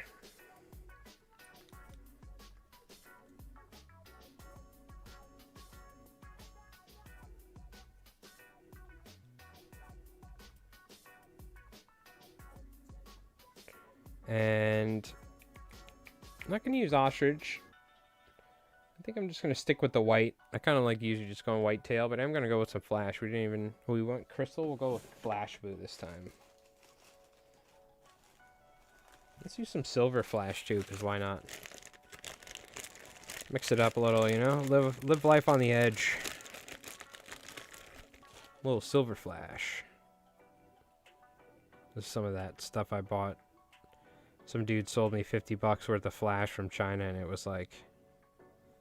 He must have ordered it from a factory or something, because I got so much of this stuff for $50. I'm like never going to run out of the silver flash ever. It's not as good as flash blue. It's like crap, but you know what? Works perfectly fine. It's flash. It's like 60% of the pack. If it was all one color, but you had like 3 or 4 colors, gotcha. I don't remember. Was it just a giant bunker fly, like Saudi Slammer, or what do you mean? Yeah, I don't remember. Probably. I have in my big fly boxes where I have all the jumbo flies. All right. Bucktail deceiver. Mostly using white. That tail sucks. This tail's not much better.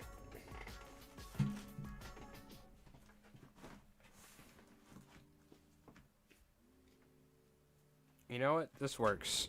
I'll use the dirty bucktail again. That's fine. Completely fine.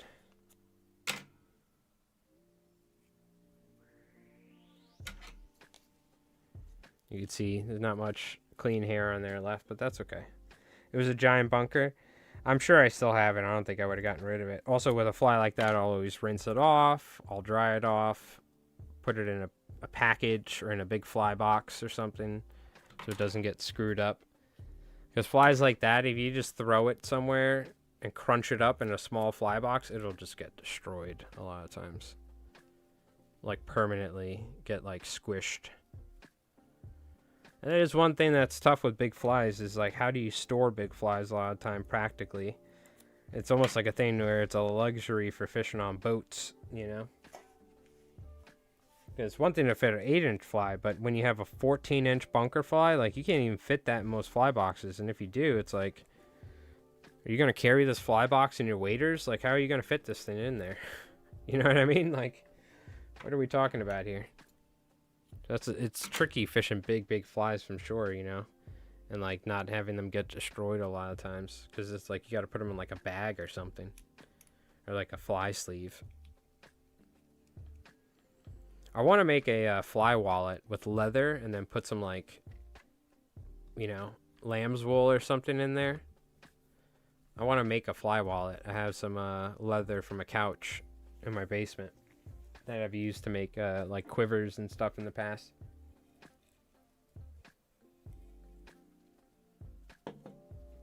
Yeah, Ziploc.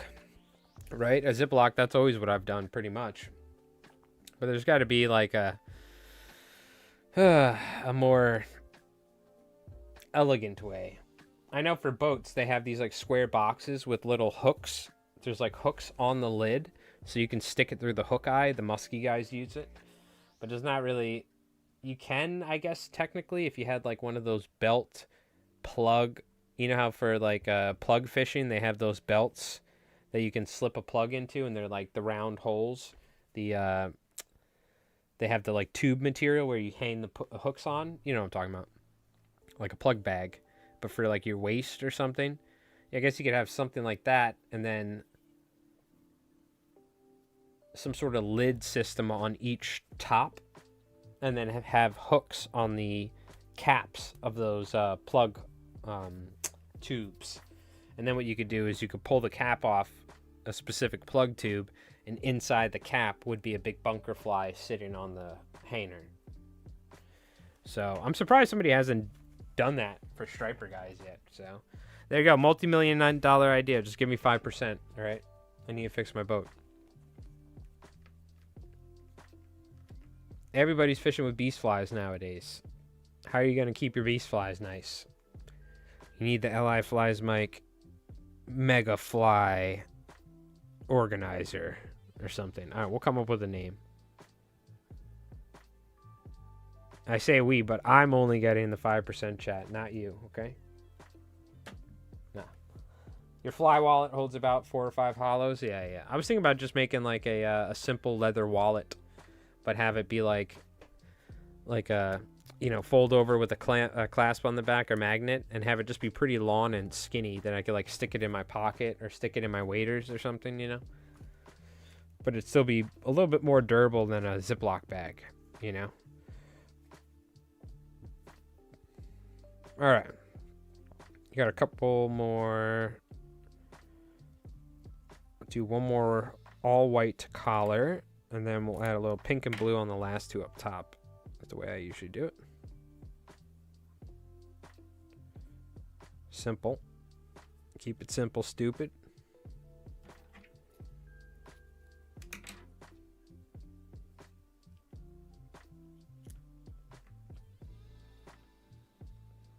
Keep it sparse as well. This time I was on the right track. I got a little greedy.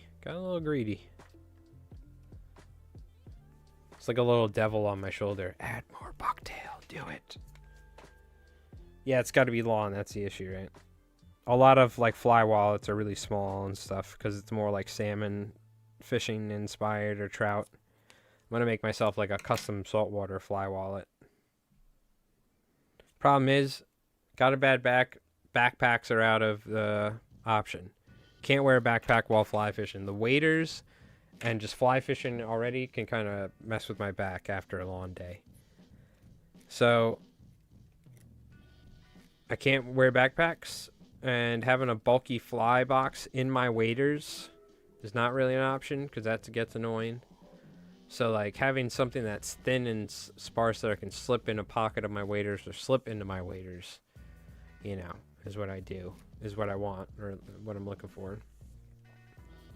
I had like that back in the day. They used to sell like a synthetic fly wallet with like the plastic Ziploc bag inserts that you could like swap out with like Velcro. I ended up selling it at a fly show, but the problem was it was only like this big. You could fit a bunch of flies. They all got squished down, but it was like Fly Systems or Fly Design. I forgot the name of it, but something they sold in like the 90s and 2000s. But I never liked using it for salt because I always squish the flies a lot and stuff. Which, you know, I'm sure a fly wallet will kind of have some effect, but I guess that's where the wool kind of, it's not like super compressed. It has a little bit of cushiony in there or something. I don't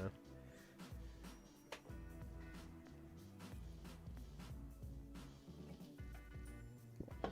All right. Man, I started my stream so late today. I apologize. Started at like 7. I gotta start at like 5:30 or 6 or something from now on. I gotta start a little bit earlier because we always end up going to like 10. All right, just getting a little bit more head cement on here.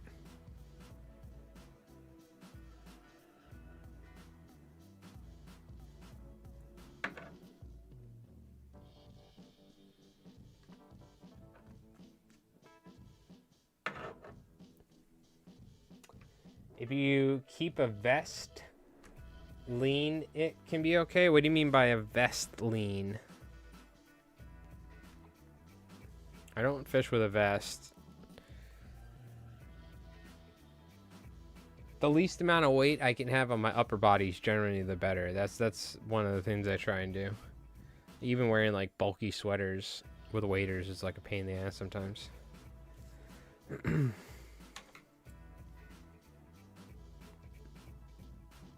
But what's a vest lean? Or a fly vest, okay. I thought you meant there was like something you could wear where you can like lean in the water on a pole. You know what I'm talking about? You can like lean back on a pole that attached to a vest. Hell yeah. Yeah, fly vest.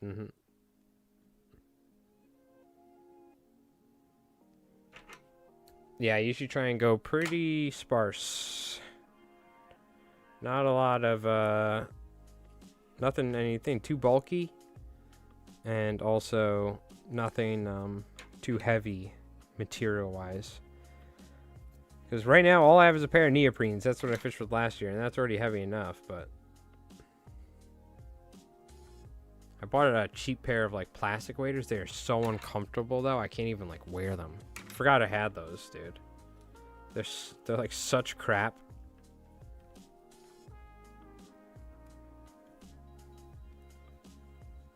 They're no bueno. Don't overload it. Yeah, there you go. That's too short. Just waste a little bucktail.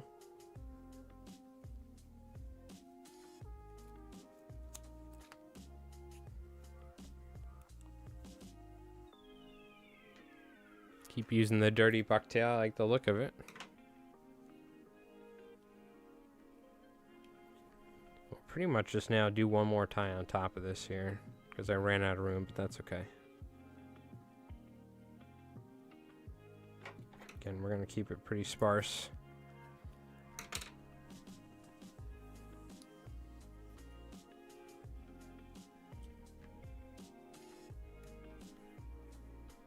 Pretty sparse, mostly because it's like a one-odd hook, you know?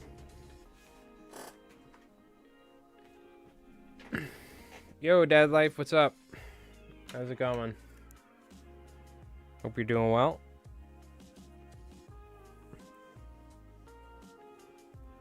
Oh. Even right now, my back's acting up. As usual. And we'll go some nice blue on here. You'll see. Hopefully get a bass soon. Just getting shad and stuff, so. One of these days,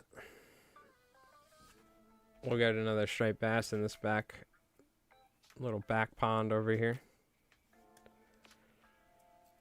Came to learn how to wrap that thread. That comes with just experience, my friend. You keep tying jigs, you're gonna get to wherever you're looking to be. I think your bucktail jig already looked fantastic, so I think you're already good to go, but there's always room for improvement. But I couldn't even see anything wrong with it, so I don't know what the hell you're complaining about. Yeah, look great, dude.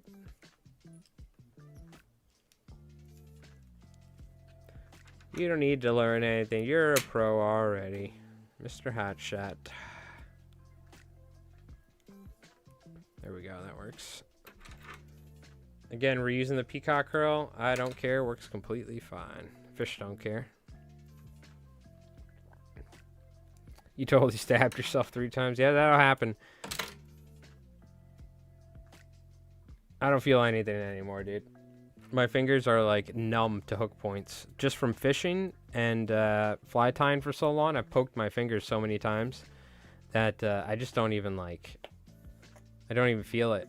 I have to be careful because if I'm tying white flies, sometimes I'll look down and I'm like bleeding on like a fly. When I'm doing commercial fly tying, I'm like, oh dude, I must have poked myself on this hook. These hooks are incredibly sharp. Especially some of the Gamakatsus and stuff, dude, the smaller ones. They are sharpened to such a fine point. They're like incredibly sharp. You have to be very careful. There's a couple times where I've poked myself pretty bad. But, yeah, you suck on your thumb for a little bit. It's fine. I cut myself the other day on a piece of sheet metal downstairs. That did not stop for a while. That's the sort of thing that required a band-aid. Because it was not slowing down anytime. Throw a little head cement on here. Got a couple bucktail deceivers. Yeah.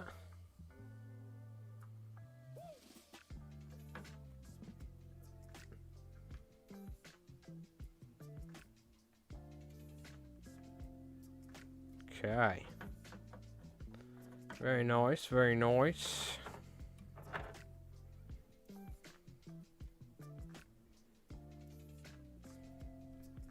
So here's the profile. I mean, this one's fairly slim, by the way. But again, this is a 1-odd. So you're asking profile Craggerroll. I mean, this one's more like a round, fairly slim profile. Definitely when I start getting up to 3-odds, 4-odds, I will start scaling it to be more like top and bottom shaped, you know what I mean? So it's just something to think about. But they're just very simple. They're kind of like just modified lefties deceivers. A little bit, a couple more collars and a flat wing tail, you know? Or just a tail on there. That's really what a bucktail deceiver is, obviously. Clearly, Bob Popix was heavily influenced by Lefty Cray's deceiver in his flies, right? But very simple. Nothing crazy at all. Oh, my back. I gotta stretch a little. Oh. Yo, what's going on, Vasquez? How's it going? I'm trying to catch a big jack on Topwater from some jetties in Texas. What Topwater would you recommend for jacks? Dude, Bob's Banners. So here's the thing. You could use like the howitzer head poppers they sell. Where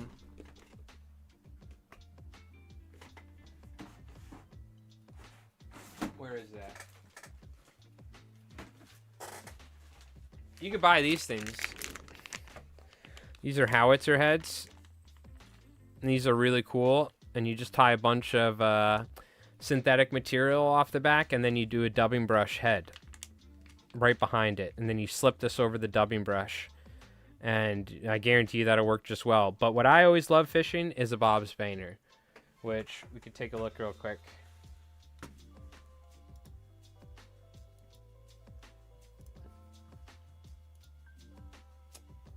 Hold on. Oh.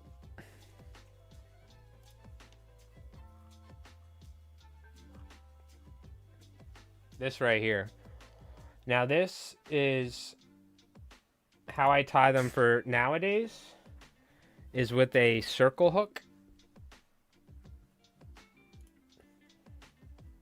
This is what we use for the big bluefish. This big bluefish is like close to 18 pounds. Bluefish and jacks, they're virtually the same thing. Jacks get bigger, right? But this thing is just as aggressive as a jack. Just as aggressive as a jack. So I'll use circle hooks now. And what I'll do is I'll tie like a synthetic fly on a circle hook. Kind of like so. Just synthetic material, dubbing brush head, whatever, right? Then what I'll do is I'll take a 3/8 or a 5/8 foam popper head, ream it out, stick a tubing in there, and then I'll stick that in front of lead wire, knottable wire. And now this is a bob spainer with a detachable head. What happens is the head will slide forward, and this is a circle hook because bluefish swallow the fly, and we kept gill hooking the bluefish. The circle hook gets rid of that. You don't have to do that. You can also tie them traditionally, which I think we did an updated version. Did I?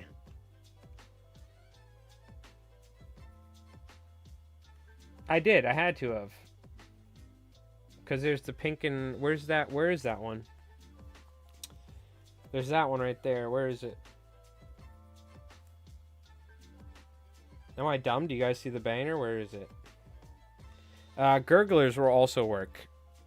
Right here. This Gurgler fly with the Jack Art side. That'll work too. But for... Here we go. This is what we use for a bluefish. So this is me, this is us topwater fishing. You can see the blue, look, boil, boil, boil, boom. And this is going to happen in a month or so. There's like tailing blues all around. So the thing with these poppers is, it's literally like fishing. If you've ever fished a chug it popper from, what's the company that makes those storm shads? Gulp. It's like the Gulp chug it popper. The thing's like,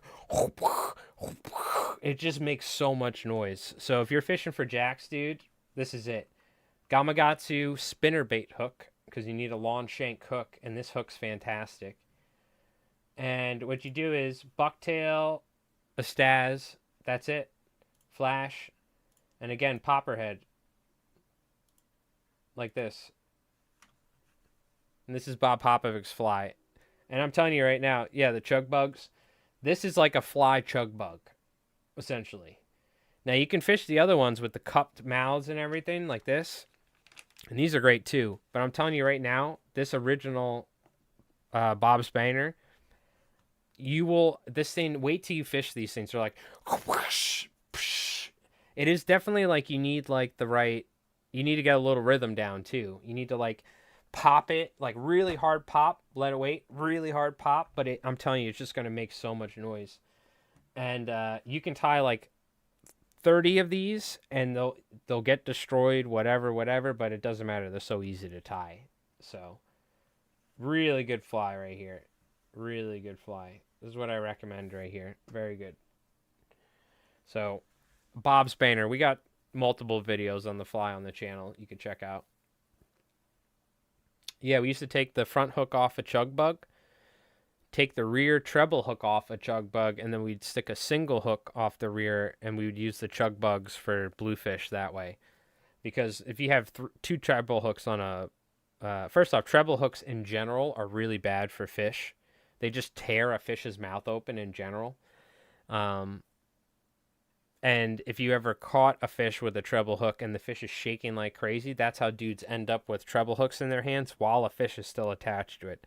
Let me tell you, you do not want that to happen. If you've never seen a dude with a fucking 6-odd treble hook going into his hand in the front section of a plug, meanwhile there's a 10-pound bluefish thrashing for its life on the bottom hook of the plug, and this hook is in the dude's hand and the bluefish is going crazy and the guy's like, ah, I've seen it like 30 times. Take those goddamn treble hooks off to not only help the fish but also to make sure you don't end up in a freaking hospital, okay? Because I'm telling you, you're going to need like bolt cutters and whiskey if you're going to do that in the parking lot. Like, that's not an easy thing to get those hooks out, you know what I mean? I know you can like, I think you can like crush the barb and then you can like do this trick with thread or something, but I wouldn't even mess with it. I would just cut it and then pull it out. That's what they do, you know what I mean? But anyways, take the treble hooks out, single hook in the rear. That's how we fished our poppers back in the day. So this is very similar in regard to how we're fishing now with these fly poppers. You know what I mean? So, yeah, no problem. Let us know how you do. We got a Discord in the description down below if you got that. What do you call it? Check it out. We'd love to see some photos of big jacks. Or you could send it on Instagram or something. It hurts. Yeah, I've luckily never gotten any hooks. Knock on wood. Never gotten any hooks deep into like my hand. I have once. The worst thing that had happened like that was it was like a 2-pound bluefish I caught on the rocks. We were spin fishing, or it might have been fly fishing. I don't remember. I was with my buddy Joe and his dad, and it was me and my dad. And I catch this bluefish and I'm unhooking it, and dude, I never forget it. I must have had, I don't know why, was it? Or no, it was here. So I had the fish in my hand like this because I'm a lefty. This is my left hand. And something happened. I unhooked it. And then what happened is the fish, like, I never forget. I like must have put this part, dude, the web in between my thumb and index finger. I put it right. I don't know if I got too close or what. The bluefish like extended its jaws forward. Thank God it wasn't like 10 pounds. It probably literally would have taken this chunk of finger out. Like, I'm telling you, dude. This like 2-pound bluefish or like 1.5-pound bluefish, it was just big enough to be a bluefish, locked on to this chunk of my hand, like this meat here, where all like the nerves and the muscle is. And dude, I swear to God, it latched down like a freaking bulldog and it would not let go. And I'm trying to get it off. I'm like screaming because it hurt like hell. My dad's laughing, my friend's laughing, my friend's dad's laughing. Dude, it was literally like I was taking this thing and smashing it onto the jetty. Like there was like a jetty pillar, and I was like, because at first I'm trying to get it off, it's not getting off, and it hurt like hell, so I started smashing it on the thing. I'm like, dude, and it I think it made up its mind. Whatever happened, it was going to go down with the ship, and just cause as much damage, because that thing just would not let go. I had to use a pair of pliers or something to like open its mouth and get it out. But I'll never forget, I had a scar here on my this like meat area. I had a perfect bluefish bite right up on top. You couldn't really see it down here because this part of my hand must have healed better, like the underneath part of my hand. But right here, I had a perfect cookie cutter bluefish scar for like 10 years up until like at some point in high school. It like vanished. Yeah, I'll never forget that. I literally could not get this thing off my hand. I was legit trying to get this bluefish off my hand for like, I'm not even joking, probably like 5 minutes. It probably was like a minute and a half, but it felt like 5 minutes. But I mean, the thing was just going, it was like, you know, a scene out of like, what's the scene with the piranha, I feel like, where the dude takes it and sticks it down his pants. Do you know what I'm talking about? It was like, oh yeah, it was Don't Mess with the Zohan, where the piranha's in his neck, you know, and it's just biting the crap out of that one dude's neck, and it's just going crazy, like thrashing all around. That's pretty much what it was doing. I just couldn't get it off. Couldn't get it off my hand. Thank God, I just never forget that, because I was like a kid. I was probably like, you know, like 9 or 10 years old. This is when I was fly fishing though. I was like an experienced fisherman at that point, or, you know, even though I was a kid, I fished every day and was doing pretty good. But that really made me like respect bluefish teeth, but also like I'll never forget. It like opened its mouth and like a xenomorph, like its jaw extended like an inch or two, just enough to grab me. It was probably just like, I bet you in its mind that bluefish was just pissed. It was probably like a bowl in a china shop, and it was like this big. It didn't care though. It did not care. It was like whoosh, latched down on my hand. I just thought of that recently because we were talking about the hook in the hand. You know what I mean? So, anyways, good old times. Keep your hands away from bluefish. That's all I gotta say. Keep your hands away from bluefish. Oh, you know what? That's a good idea. I got one more fly we should tie. We'll take a quick little break, and I'm just gonna, what do you call it? I got to stretch, dude. My back's been killing me, so I'm just gonna stand up a little bit. We'll be back in a couple minutes here. We're gonna tie Gurgler. That's another springtime fly that I fish a lot, particularly in yellow. I don't know why. Yellow Gurglers are good, and for some reason work pretty well. So we're just gonna take a quick little break, chat. And I'll throw up the Albie highlight real quick, but we'll be back just here in a minute or two, right? So I appreciate you folks hanging out, and for some fly tying, and what do you call it? Working on some springtime flies. Whiskey goes well on any fishing trip. Dude, I haven't had whiskey in so long, to be honest with you. It's been so long since I've actually had liquor. Been a while. Hey, we got Neves in the Discord. Welcome on in, Neves. All right, we're going to take a quick little break. We'll be back in just a second, chat. We're going to tie some topwater stuff when I get back, all right? Throw on the old Albie highlight.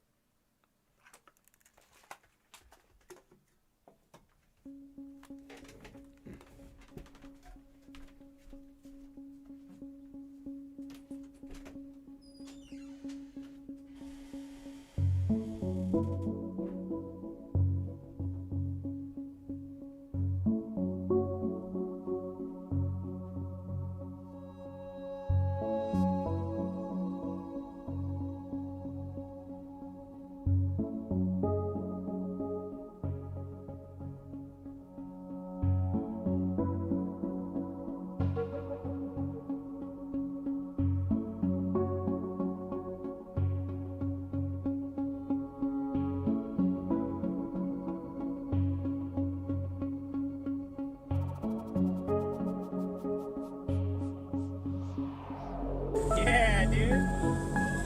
Yeah, dude. Stay tight, all right? Yeah, keep it tight. Yeah, dude. Yeah, Aiden. Knuckle buster. Are you good? You need me to do anything? Yeah, I might need a ride. Yes. Okay. Hold on, I'm gonna turn now.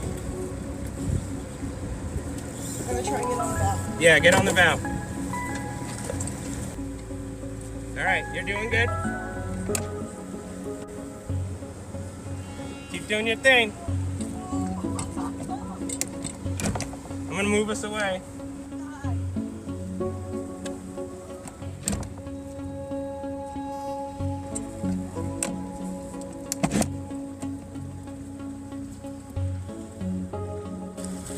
Is that a little one? No, that's a nice one. Oh, let's go! Come here, hold next to your alley.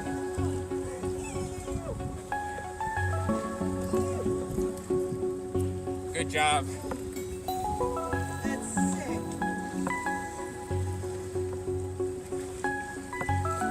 All right. Nice. Let's go!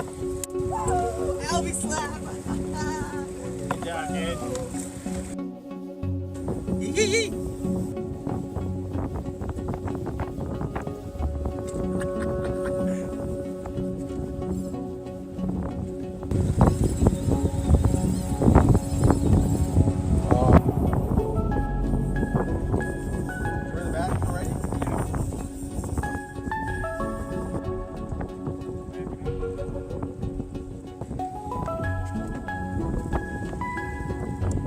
Looking down the barrel of a 12 gauge little toonie, bro.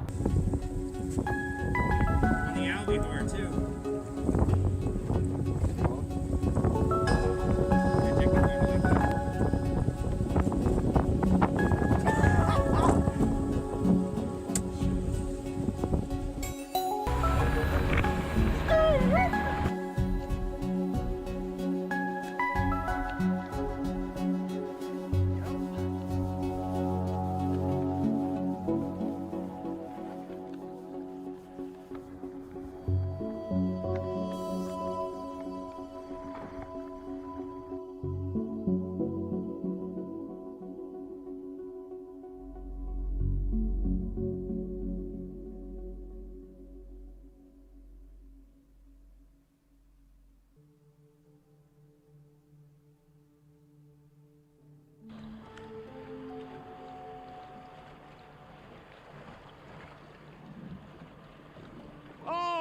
God, dude!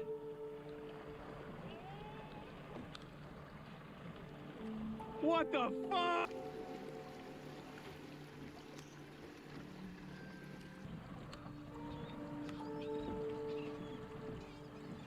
Woohoo!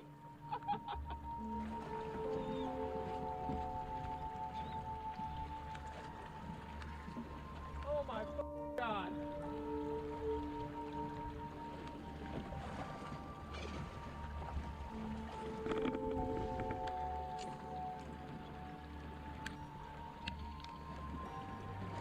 Yep.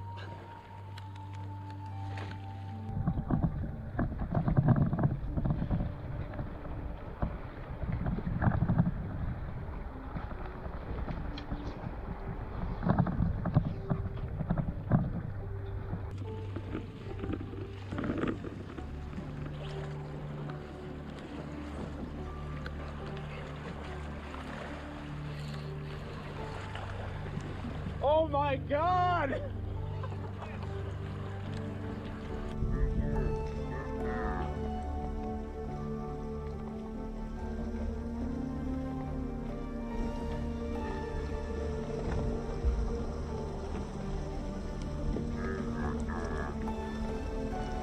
I gotta turn the boat so I can cast.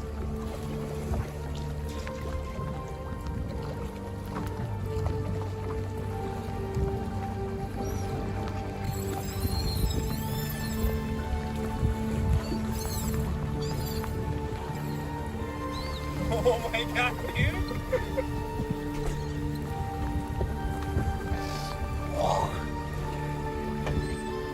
Alright, get back to catching him, Diego.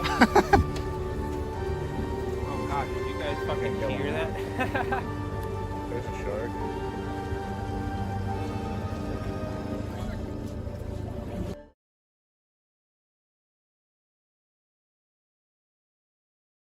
Why the hell is audio input on that freaking video? Jeez, sorry about that. All congested already. I don't know why the hell is there audio input on that video. There should not be. I'll have to check that out. Was there always? Maybe, and I just would mute the mic usually? I thought there was an OBS setting I can disable for that specific scene. Anyways. I'm going to get on the local honey. Good tip. Because this congestion is starting to hit me now. The pollen is here. I got to have my windows open too because it's so freaking starting to get so freaking hot nowadays. Alright. We're going to tie a Gurgler.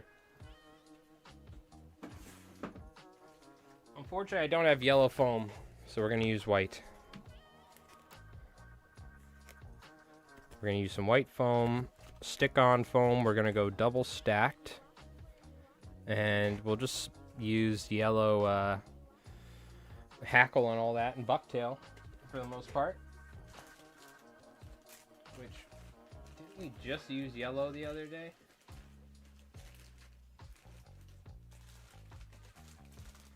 Did. And we got this. Junk hackle, junk bucktail. Right up my alley, just what I'm looking for.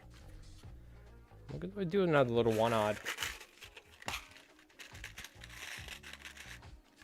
Using all my one-odds because I need my 4-odds and 2-odds for these roosterfish flies. Otherwise, I'd probably just bump it up to a 2-odd for fun. Doesn't really matter, though. We'll bang out a couple Gurglers real quick so I can have a couple. Good thing about Gurgler, where I fish in the back bay, it's not always the best spot for a Bob's Bainer. Bob's Bainer is fantastic in the open part of the bays when there's a nice chop going on. I'll still use a Bob's Bainer in this tiny salt pond with a connecting channel. But when I want something, let's say it's super calm and quiet out, maybe a Bob's Bainer is almost too much. It's like fishing a chug bug, you know? It's like that thing is so freaking loud. So at that point, I kind of want to scale it down. I'm going to use a Gurgler. Because the Gurgler can be, you can pop it if you strip it hard. Or what you can do is you can fish it like a slider. So I always do a flat wing tail. So we're going to do the same here. Because when you fish it like a slider and just have it sitting in light current, it will have great movement in the tail.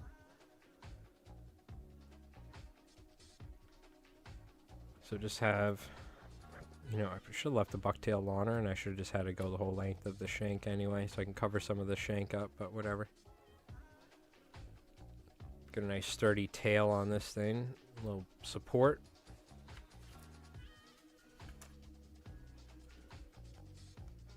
Because this is a one-odd, doesn't need to be very long hackle either. Start off with a shorter piece here. There's something, I don't know what it is. All yellow gurglers. I don't know what it is. I used to fish the yellow plugs back in the day, the yellow gibs and the blue and white gibs. But the yellow gibs in particular was something that was popular. Also the school bus, or like the chicken scratch bombers was very popular when I was growing up for striped bass. For some reason, I always just have done well with the yellow flat wane gurglers. I couldn't tell you why. Now, if I fish a white one, am I going to probably do just as good? Probably. But this is the confidence. Like, I'm way more confident in the yellow one. I don't know why. I couldn't tell you. Does it actually make a difference? Probably not. But again, if I'm less likely to question my fly choice, I'm more likely to fish it more, you know, with more intent and spend less time worrying about fly choice and more time worrying about presentation. So just kind of, it's all mind games. Fishing is all mind games at the end of the day anyway, you know? Until we get those, like Superman, where you could see through the water and see the fish. You know what I mean? Alright, we need a yellow hackle to Palmer. This is where I can find one of these real junk feathers that is completely cut in half or something. They had somebody whoever butchered this, or like prepped this patch, was just going at it. Or this chicken just had a little bit of a rougher life, I guess. Wasn't the belle of the ball.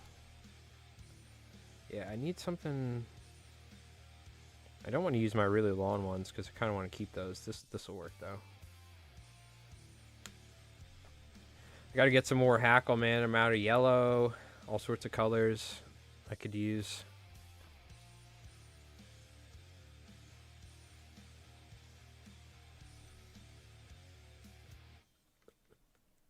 So, very simple. If you have sticky foam where it has an adhesive back, and you're like, well, damn, I don't want it to be sticky right now. Well, what you can do is, first off, also, I just realized, I would normally do the loop. The reason why I'm not doing the loop is because I am using sticky foam, so it is a little bit trickier in that regard. I'm going to get a straight cut. And we're just going to double stack. So I cut it a little bit larger than I actually want, because I am going to trim it one more time. But I don't want to leave it with this adhesive back. This falls off over time, so I want to peel that off. I ended up just buying so much of this foam when I was a kid. I have like infinite amount of this sticky foam because it came in like these giant packs from Michael's. So like, I bought it like once or twice in my life, and I have so much of it. But that'll give us a nice 2-piece of foam here. A nice sturdy connection as well. You don't have to use the sticky foam, by the way. You can use regular foam. One thing I don't recommend is buying fly foam. Just go get foam from a Michael's or something, you know? I don't see the reasoning in buying a upcharged foam. That's the same thing that, you know what I mean, is just because it's sold from like Hairline or something. I don't see the reason in that. One thing I want to do here is I do want a little cross cut in the back for profile and taper. Got it where I like it. Let me slap some super glue, make sure it's durable. Brand new super glue bottles. Sheesh. Gotta make sure not to screw up the ends. Pretty please. Can't help it. Eventually there's going to be a giant super glue glob at the end I have to cut off. And then I'll be fine. So, this is something you can do. If you are going to do this, I do recommend doing one thread wrapping at least. So what you can do is kind of like wrap over it with the thread one time, just to ensure it's not going to break on you.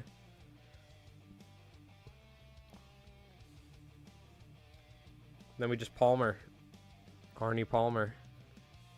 I like to have a pretty full throat when I palmer a Gurgler.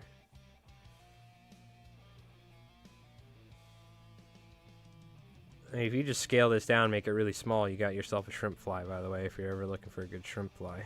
The Gurgler is so versatile. It really is. Grab some of that fluff, get that tied on there.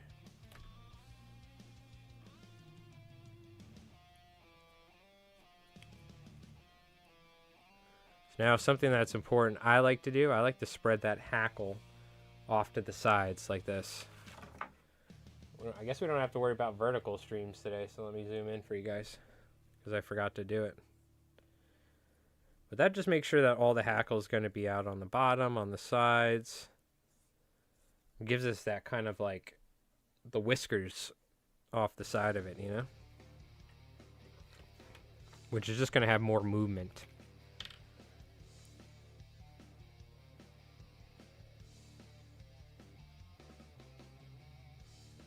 Oh, did my hackle break? Just in case, I'm going to wrap back. Just got a little loose on me or something. Yeah, look at that. It did. Alright, let me retie it.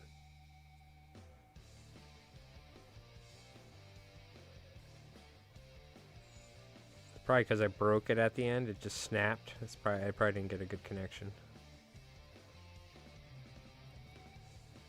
There we go.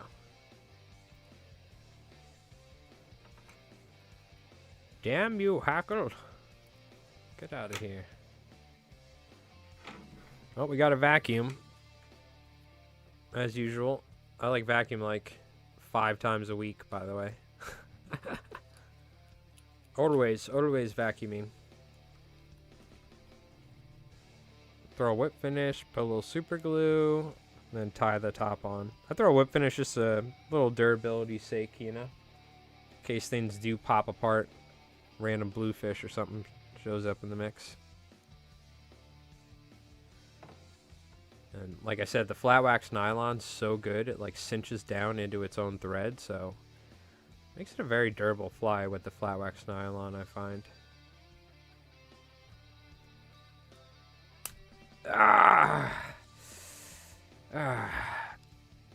Exclamation mark tink.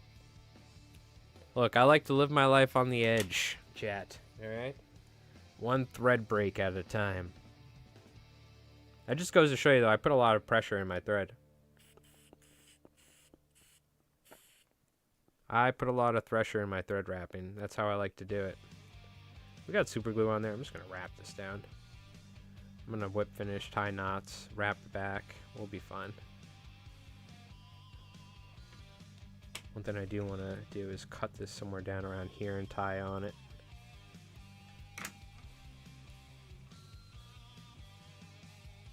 Like so. Happens to the best of us. But one thing you will find, I really do tighten my thread a lot. I find that makes a big difference in the durability of a fly. I put a lot. I pretty much am like right on the breaking point. That's why when you see me switch to a different thread, I will break the thread a lot, because like I kind of get used to a tensile strength by hand, and then if I start switching threads, I'll break it a couple times and then get used to it. I gotta find that breaking point, you know? But that is something I advocate for. A lot of thread pressure on a fly. Not always, but particularly for salt, at least. I think it does make the fly that much more durable, honestly. Well, pretty much this. That's it. This has been one of my most productive Gurglers. Or Gurgler colors or variations, I guess you could say. How's this camera doing? It's getting a little hot. Not too bad, but I'm gonna have to get my AC going for the winter, or for the summertime.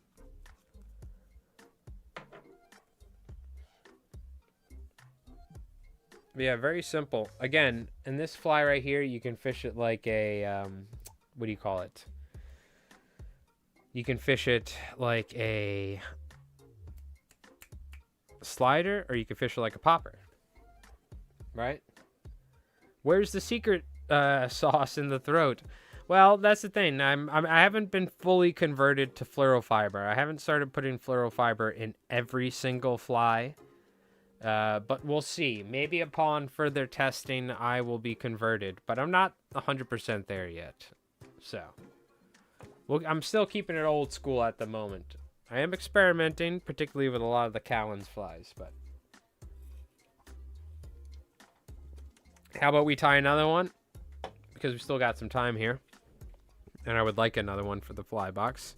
And this time we'll put some secret sauce in it, fluorofiber, and we'll see if that makes the difference. I'm putting that stuff on everything. Oh, it's like Frank's Red Hot. It's like Frank's Red Hot, huh? Shit, I put that stuff on everything. Well, I don't think you can go wrong with adding a little pink, hot pink fluorofiber to every fly. I just haven't been fully converted. I'm glad, though, I've convinced you, though. I'm glad. I'm sure Henry would be happy. All right. We'll tie this one pretty quick here. My room is getting hot. I'm getting hot. Ready to cool down and chill out.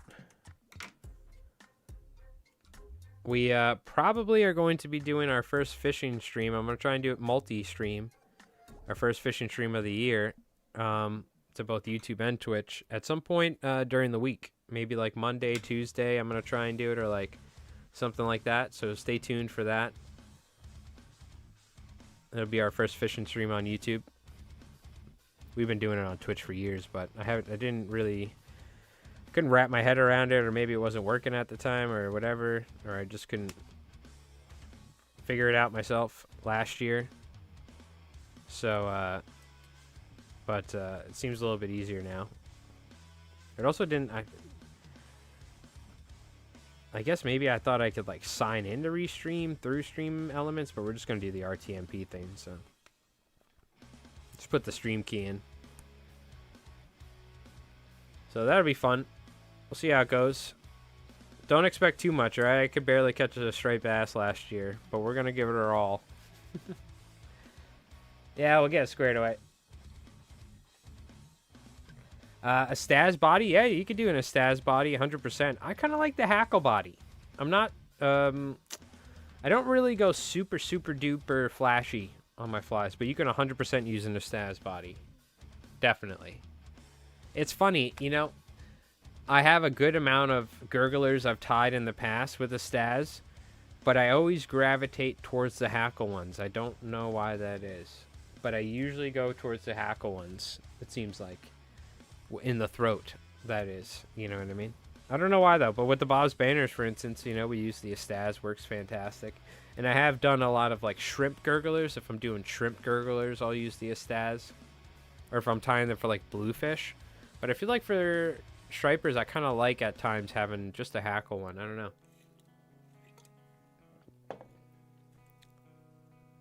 But the Staz is nice. I guess you could do, we could experiment. We could try and do. I don't have yellow though. I don't know if I have the right colors. But you could wrap a Staz and then wrap hackle in between the wraps of the Staz or something, for instance. We could try. Let me see what I got.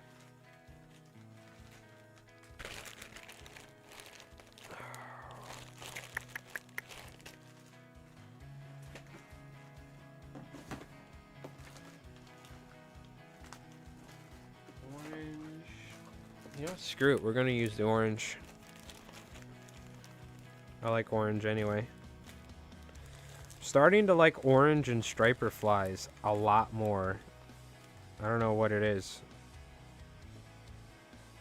Actually gonna keep it pretty sparse too. Let's try it. We'll go hackle and a staz. We'll double wrap and go in between the gap.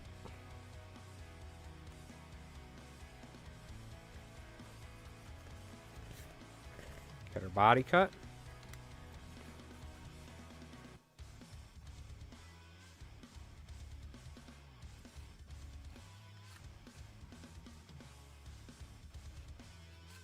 If I cut one a little bit larger, it'll be easier to line it up, and then I can just trim it. Peel the backs. Again, in in hindsight, probably would have been better just get regular foam, but I do like the sticky foam because you can do all sorts of stuff with it, particularly crease flies. I used it for crease flies. And it can just attach to itself, and then the super glue with it just makes such a durable crease fly. But you do get the part to where it'll stick to itself, so I used to put material on the inside. But I don't know why. I just found the sticky foam when I was a kid, and I was like, ooh, I like this for fly tying, and that's where we're at. That's really all it is. But you can see, you can kind of like, it merges together into like one foam brick. You can... I like the double stuff, I like to call it. The extra thick, like lip on here and stuff. Nice buoyancy. That's how I usually tie them, like this. Double stuff gurglers. Okay.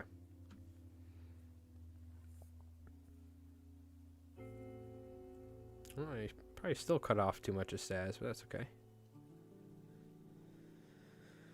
I'm not gonna... Alright, I'll do flash in the tail. You got me. You know what? Let's try something different. You ready for this? Just cut a big piece of Bill's body braid and use that as the flash. All crinkly.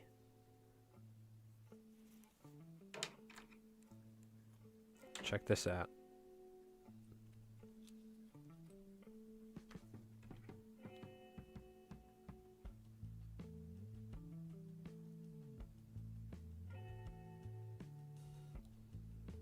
Just kind of unweave it.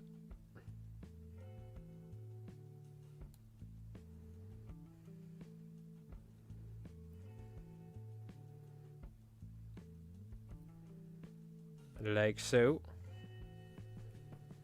Makes a really nice flash material, honestly. Never did it as much as I should have in the past as a kid. I'm like, damn it, why didn't I do this more? Could have done this a lot more.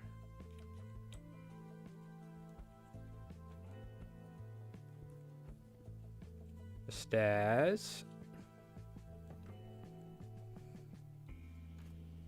Sublue.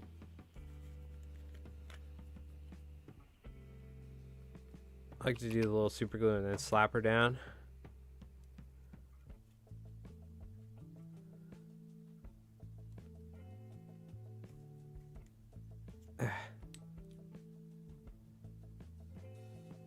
It's funny too, I gotta start tying more of the Gurglers with the loops because they do swim very differently. I've just always gravitated towards this. This is a much more durable version too. It's like just rock solid, bluefish, everything. They don't rip as easy. It's probably what it is. They probably like were ripping and stuff when I tied the other versions as a kid, and I'm like, damn it, I only had so much material and all that jazz. So I'm like purposefully wrapping it not too tight to leave a gap for the hackle. That's what I'm doing. In case you're wondering.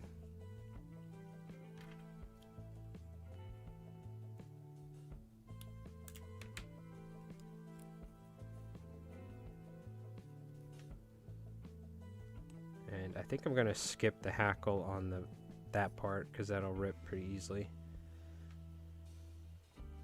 And this should, yeah, it's naturally finding the groove of the staz, which is nice. It gives us a nice clean tie. gonna wrap back this time so the hackle doesn't come undone.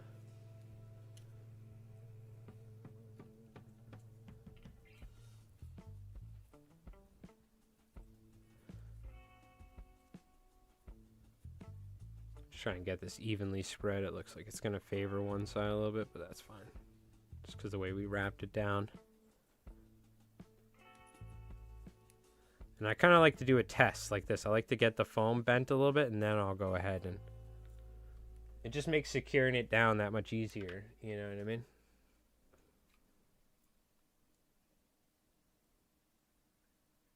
I'm trying to think of what other flies...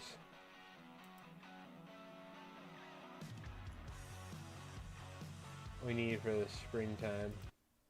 I could do a little simple shrimp gurgler, but again, I don't really catch too much on those.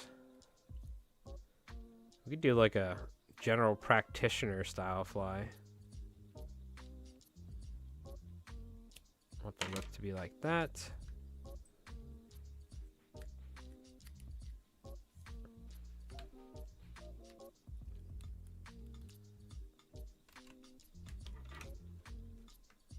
One nice tight whip finish and some super glue would do the trick.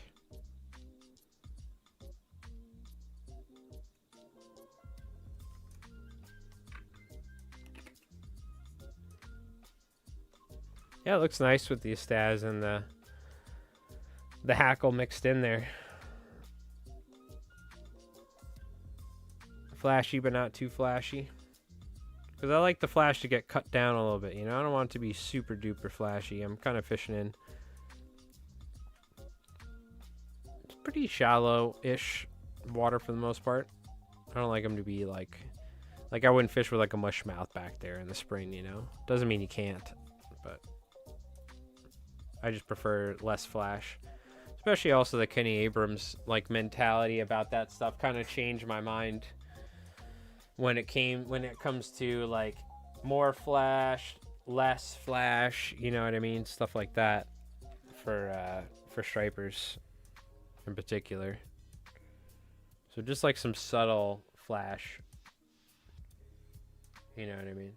And just imagine this is yellow. I don't have any yellow foam, but something tells me they don't care. I do have yellow Sharpie, but there's something about Sharpies that like covering a whole popper body in Sharpie and leaving it exposed, like you can really smell the Sharpie. Like I wonder, there are times. Oh, but somebody told me something also. You can just coat your jigs in lemon pledge and catch a bunch of bass anyway. So, so I guess it's up to you to think whether or not like. If you worked on your car earlier that day and you have like grease or like rear differential oil on your hands, and you know how that stuff stinks for days, like dirty differential oil or like gear oil, like, and you get that and you're fly fishing at the same, or let's say you're working on a dirty boat like a clamming boat, and you pick up your rod and fish, like I've always been like, oh man, the like oil on your hands, you know, from like actual petroleum oil or like engine oil or like, you know, like certain colognes maybe or something might affect the fish. And then someone told me a story how to get past the bluefish, they were coating their they saw a dude and the dude was coating their bucktail jigs in lemon pledge, and like one after another the guy was catching fish. And it was actual like lemon pledge from like underneath your what do you call it, underneath your like kitchen counter that you'd use to clean like furniture or wood floors. For some reason the bluefish hated it, but the bass didn't, which is so weird. Like that sort of stuff always freaks me out, because in my mind I'm like, well, the Sharpie smell needs to cool out for a couple days, you know, because it's so strong. Or like if my hands, you know, I wonder if like I'm smoking a dirty, you know, like a cigarette or whatever, is like that gonna, the smell of that on the fly gonna like mess with the fish? In my head, because I don't know, right? But so it's funny when I hear a story like, nah, just cover it in like lemon pledge and you'll get, the bluefish won't eat, but the bass will. It's like, what? Because, you know, they obviously use their scent as well. You know, just like any other fish, like a particularly striped bass, you know, for certain things on the bottom of the ocean floor or something, or of the bay or of the inlet floor, they'll use their scent. You know, that's why bunker chunks and things like that work. They'll taste it in the water. But yeah, that's the sort of thing that always, like, you're just like, well, okay, I guess, sure. I guess that changes everything I thought about, you know, like scents on, like, human chemical scents on plugs and flies, like, being bad. I don't know. Like, who knows? But that was just something I thought about when I was thinking about the Sharpie, by the way, just then. You know what I mean? Whether or not some sort of, like, you know, synthetic oils or whatever sort of harsh smells that we have from modern day cleaning, whatever, you know, whether it affects your fishing or not. The white foam's easy to see. I'm old. That is the nice thing. I do like white foam on a popper in general, because you can see the popper very well. The fish is going to see this. It'll see a little bit of white there, but it's going to see yellow for the most part. It might not even see the white on the foam. It's going to see this fly here. Whether or not the foam's yellow or not doesn't really matter. Plus, this is a lighter color altogether. If this was a purple and black, you know, it'd be a great nighttime fly. You know what I mean? Speaking of which, for nighttime, what I do when I popper fish, I'll usually, if it's light enough out, and if there's enough moonlight, I will fish like white flies. Like, particularly on a full moon, I'll fish a white gurgler, or like a white Bob's Banner, or a white slider. And then when we're getting to later parts in the moon cycles, or if it's cloudy out when it's nighttime, I'll use the dark stuff. Because there are times where it's nighttime and a full moon, and I'm telling you, dude, it's pretty freaking lit out there. You know what I mean? And like, that fish is seeing it from underneath, so that moonlight's pretty strong. So even the white fly, I think, gets backdropped pretty well in that regard. Because there are times where I feel like I've done better with lighter colored flies during full moon nighttime than dark ones. That's just situation. Again, though, is that there's no like scientific data behind that. It's just like, well, oh, this is what I was fishing at the time, and that's what I caught them on. So I don't know if you guys do that when it's like a full moon. You'll lighten up the color a little bit instead of going pure dark, or like all full on black, or black and purple. You know, I'll try and fish like a little bit, maybe in between, maybe pink or something like that, for instance. You know, but even just like white or yellow or something like that during a full moon generally seems to do pretty good. I feel like this is what I will say. There's a lot of contention around this. I've always heard, this is what my experience, I should say. I've heard mixed, but my experience is I generally catch the most fish a couple days before the full moon, leading up to the full moon with that intense tide cycle. It's generally on the full moon night is generally when I don't do as good, and a couple days after. Now, I've heard people say the full moon fishing's fantastic because you get those crazy tide cycles and you're getting that super high tides in places. But I think what's going on is the fish are more displaced because of it. You know what I mean?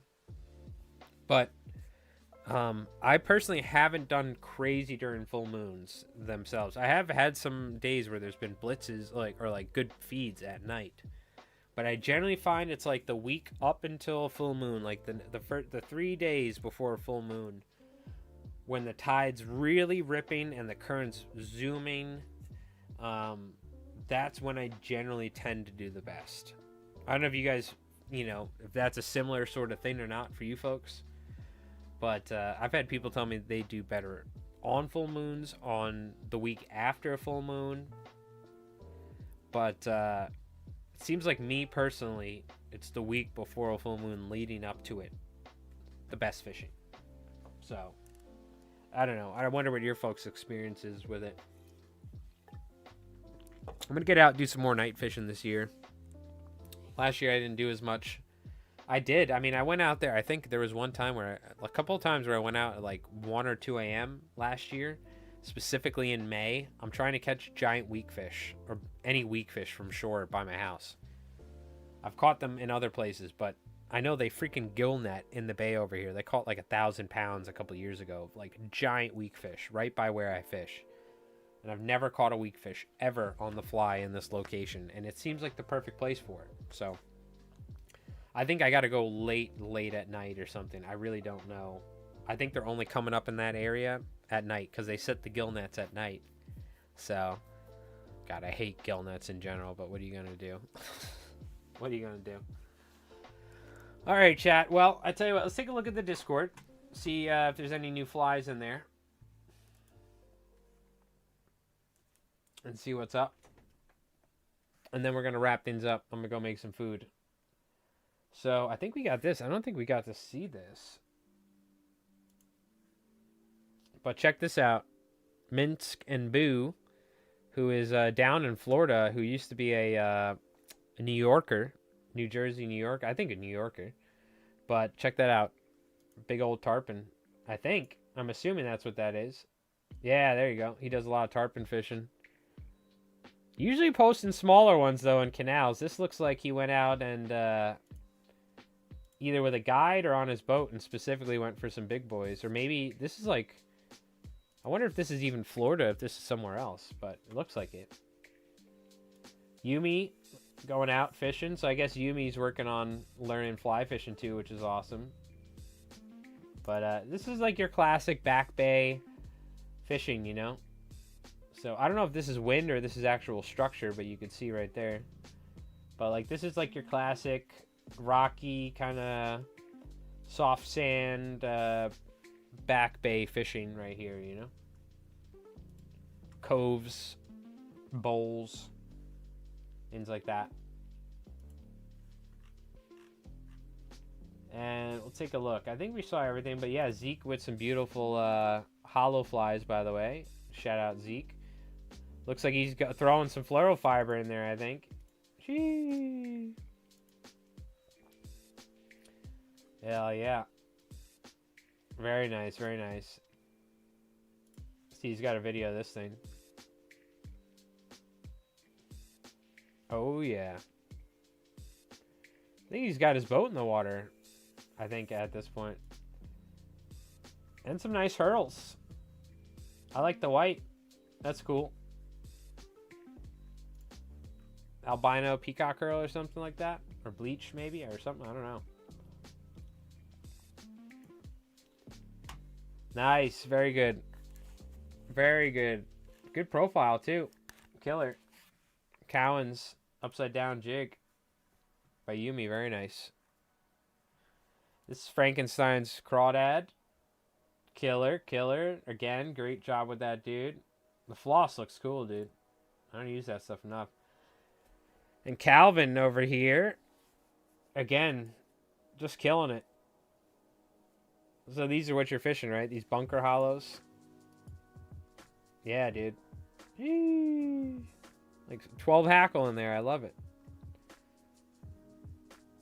You wonder why people got to charge like $30 for these flies or $40 because there's jungle cock, hackle, beautiful bucktail. Not that Calvin's selling them, but yeah, dude. On point, killer. Like you got this is like nailed down to a T. Like you got your bucktails. I didn't realize you were like a master hollow fly tire. I will say, I don't know if you're doing this on purpose or not. These are chonky heads, which works for stripers.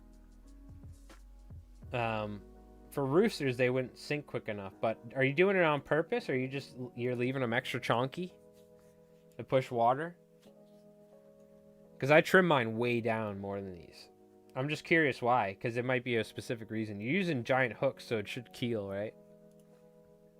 But great work no matter what.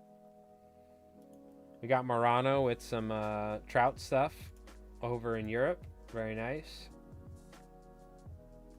Beautiful. I got to get over there and do some fishing one day. Some fly fishing. I've never done any fly fishing in like... I got to go to like Denmark or somewhere, you know what I mean? Trogdor. Very nice. Hell yeah. What is that called? It's like a... Is that the gnat? It's like peacock curl and then grizzly hackle polymered, right? What do they call that? I forgot the name of this one. I forgot the name of that. I think it's like a gnat, right? Is that what that is? That specific dry fly pattern? And there we go. We got the new video, by the way, chat. So this is a good probably place to end it right here. If you haven't, you got to go. Hold on. And check out the new video we got.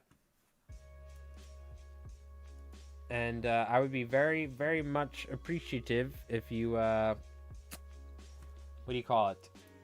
Left a like on it and a comment or something for the algorithm gods, as usual.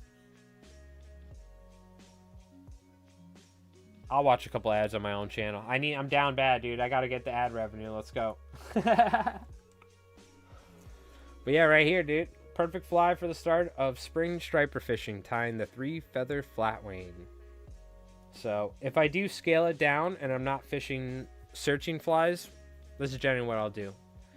And most of the time, I don't even do the eye. I just like straight up, just like the bucktail deceivers we tied earlier. But this is like this is 3 feathers and there's 2 bucktail collars. To imitate, this is for like a mix. Could either imitate large spearing, because I do have really big spearing in my back bays this time of year. They're like spawning size spearing that are holdovers. Or like the juvenile herring, excuse me, and stuff like that we get, or like mama chugs, whatever. So just generic bait fish size fly. But give this a watch, and what do you call it? I appreciate everyone that did, Gene and Paul and everyone. So that being said, I gotta get to the post office here soon too, reminding me of that. But all right, chat, appreciate you folks hanging out and watching.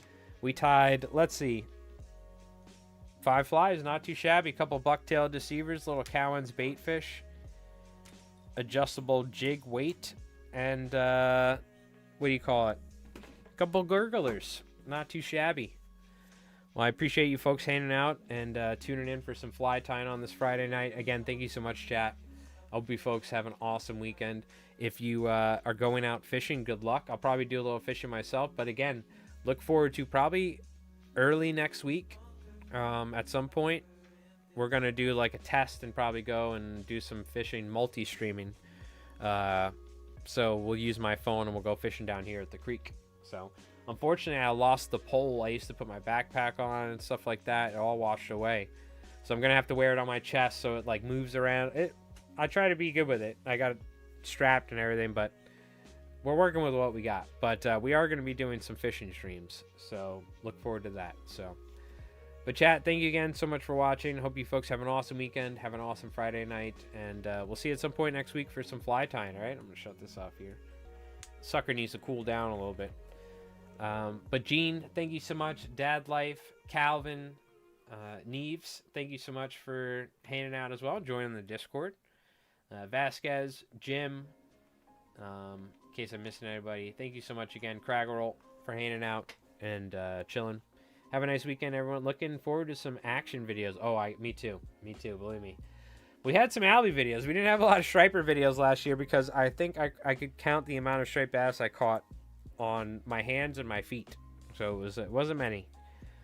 But yeah, I got the GoPros charged and we're gonna go out and we're gonna try and catch some fish, even if I gotta do some traveling. So I've been lazy fishing locally. I might need to go travel around, we'll see.